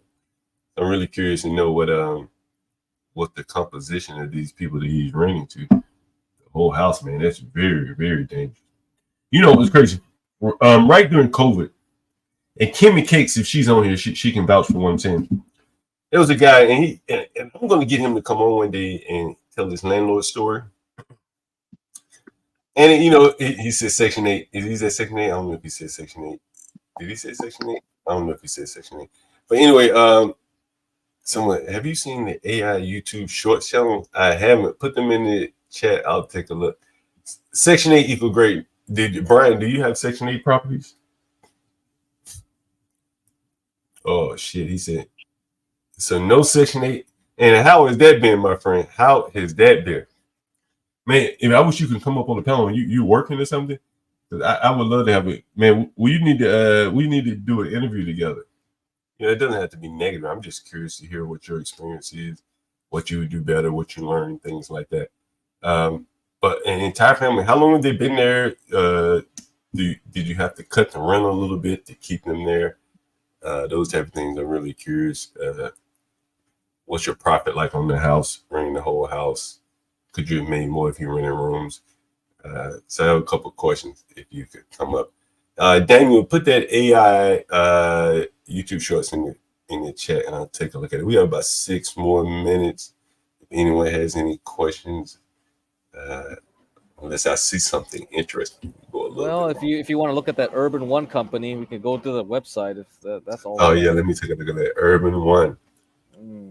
So this stock always popped up in Juneteenth. It doesn't work anymore, but it used to. Is this a radio company? I think it does multiple things. So let's look at the website and see what they do now. Yeah, let's see what the investor relations and all that other stuff says. Urban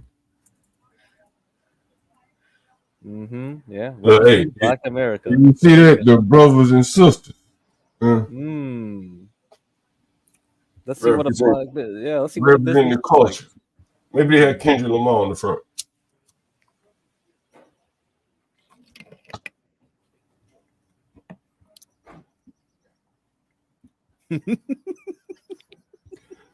Hey, let me ask you this, get crack. Do the aren't the Vietnamese the ones that do the nails? Yeah. So is the nails our culture, or do you see the nails as your culture? if y'all are doing them and we're wearing them, is that your culture or ours? I think that's your culture. I would think. I was just asking, like, so we didn't want to wear them. Get Grace to come over here because she does a great accent. She goes like, "Oh, honey," she does a great accent. I'm just dying, you know. I was just like, "Oh my god, that is how it is." She's like the Vietnamese accent. Like, couldn't the Vietnamese claim nails is their culture? They do the nails. Yeah, but yeah, we do them. But y'all don't wear them. I mean, we do, but like, I don't know if it is. I think it's just general female culture, but it seems like it's more important for the West. You know what I mean? Yeah. Yeah. What do you think about those nails that keep showing? I think they're popular. Yeah, those are popular ones to get, right? I mean, would you like those on a woman? No, me personally, no. What do you like on a woman? Like, you don't like? I think that's tacky. I just think simple is fine. Yeah. I think that's just too tacky. I don't know. Is this like the site that you're showing, John? Some like fashion company or what is this? Urban One represented Black culture. Is it like a fashion industry? So that's what we're gonna discover, I guess. But every time Juneteenth comes around, Angel, this company has a stock, U1 UONE, and it always pumps around Juneteenth. What's the stock? U1 U. Yeah. Man, you know all these penny stocks. Yeah. Are you sure that's it? U1? Yeah, UONE. Oh, I see. Mm-hmm. Let me see the ticker on this thing. Urban One. Yep, that one. Yep. Let's see what they do here. Damn, you should download penny stocks itself. It's taking a long time to even load the chart. Yeah, maybe it got delisted or something. Who knows? You think so? Damn. I don't know. I haven't looked at it in long. Can't play that one anymore. Hey guys, any last words? We're about to wrap it up here. It's about almost 2:00. Someone says you had a problem. Have you ever done any scam? No, John. I know that you could go longer, but I know you have to get some things taken care of. So there's really not much of anything else that I have to say. I thank you for showing me that video of that NEA woman and letting me respond with my knowledge. And some people in your chat actually got kicked when I said that America ain't no goddamn Burger King.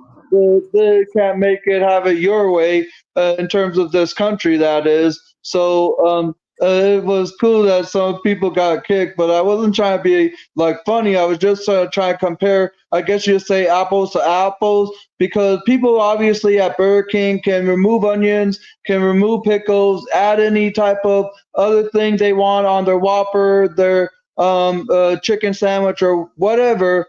But you can't do the same thing with legislation as you can do at goddamn Burger King. I agree with that, Angel.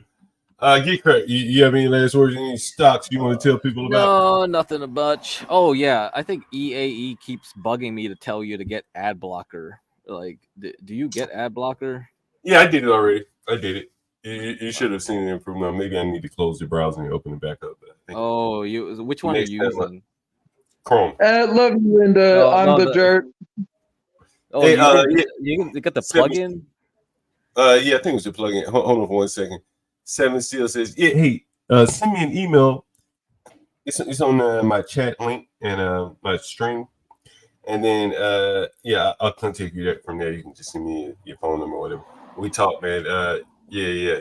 Man, you never can rent a whole house these days, man. The government is so against you, bro. You have to evict them, man. You never get them out. And, it's just too much risk. Unless you own a lot of houses, and you can wheel and deal. Well, I'm going to go ahead and get off, and I know you'll be ending here in a few minutes because it's 2:00 now where you're at, John. So you have a great rest of your day, And take care. God bless everyone. I sent you, Andrew. Yeah. So you can't do it, man. You know, you used to be able to do that. If you got Section 8, I probably would. You know, it's a push at that point, depending on what your mortgage is and stuff like that. But today, man, like the psyche of so many people in America has been like destroyed. The government has broken down the trust to where someone coming to the point where they can't pay their rent, they're just not going to pay it, and they know that the government is going to give them about a 2 or 3 year, wait time to not do anything, and that's always in their back pocket. I don't give a damn how honest they are. I don't give a damn how good their jobs are.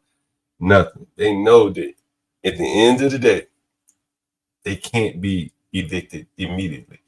And if you've ever read like Starship Troopers, he talks about how you punish a dog. You rub the shit in his nose immediately. They didn't know not to do that again. You can't wait 3 years to punish someone. It doesn't make the punishment is too delayed. It doesn't make sense. And so you have to really minimize that. That's what I would tell any landlord. If you're trying to get in that, you have to minimize the risk of someone not paying. So and I had my buddy Philippe on here, and he kind of gave you kind of a rundown on what he's doing. So he's kind of facing the same problems there. But yeah, I got a couple things to do today. It's been great talking to you. I hope you guys have donated to HBNCT. I need to hook up a little equipment here, so next time you see the streaming things may be a little more technologically advanced. But we're going to add MFB. I need to call him. We're going to add MFB show maybe once or twice a week, where he's going to do like an investigative files, where he'll talk about the cases that he was working on. He was telling us one night on HB show about the homosexuals cheating on his wife with another man, this rich black lady, black homosexuals. Those are good stories. I think he has a lot of content, and I think it'll be pretty entertaining. Did you hear that story get cracked? Yeah, I was there, man. I witnessed it all. Yeah, it was pretty. So we're gonna have our truck. Yeah, we're gonna have a trucker show right tonight. That's right. And we're gonna be outfitting HB with cameras, so we can actually see what the ladies of the road look like. Ladies of the lot look like. So, are you gonna show up at 2 a.m. or 3 a.m.? Whenever HB, I'm gonna when I get off the stream, I'm gonna call HB, see what's his timing look like for tonight. So probably I better see the ads being blocked then. Otherwise, EAE is gonna keep bugging me to tell you that. I was like, oh my god. Whatever. Hey, before you guys log off, if you haven't subscribed yet, please do it. I'm at 300 now. Yeah, over 300. That'd be great. Are you over 300 yet? Are you 300 yet? I don't know. Let's see. I think you should be, right? And again, I'm not trying to monetize. I think you guys have seen that now. How many videos have I made? People have asked me, hey, what's your Cash App? And, I've sent you guys CT's Cash App. I've sent you guys HB's Cash App. We're at 301, so that's very good. 57 videos. That's very good. And again, it's all free, guys. Like, no one's asking for a Cash App unless you want to come to HB or support CT while he's on hiatus right now. But anyway, you guys, see you tomorrow. Okay. Thank you for joining. Later.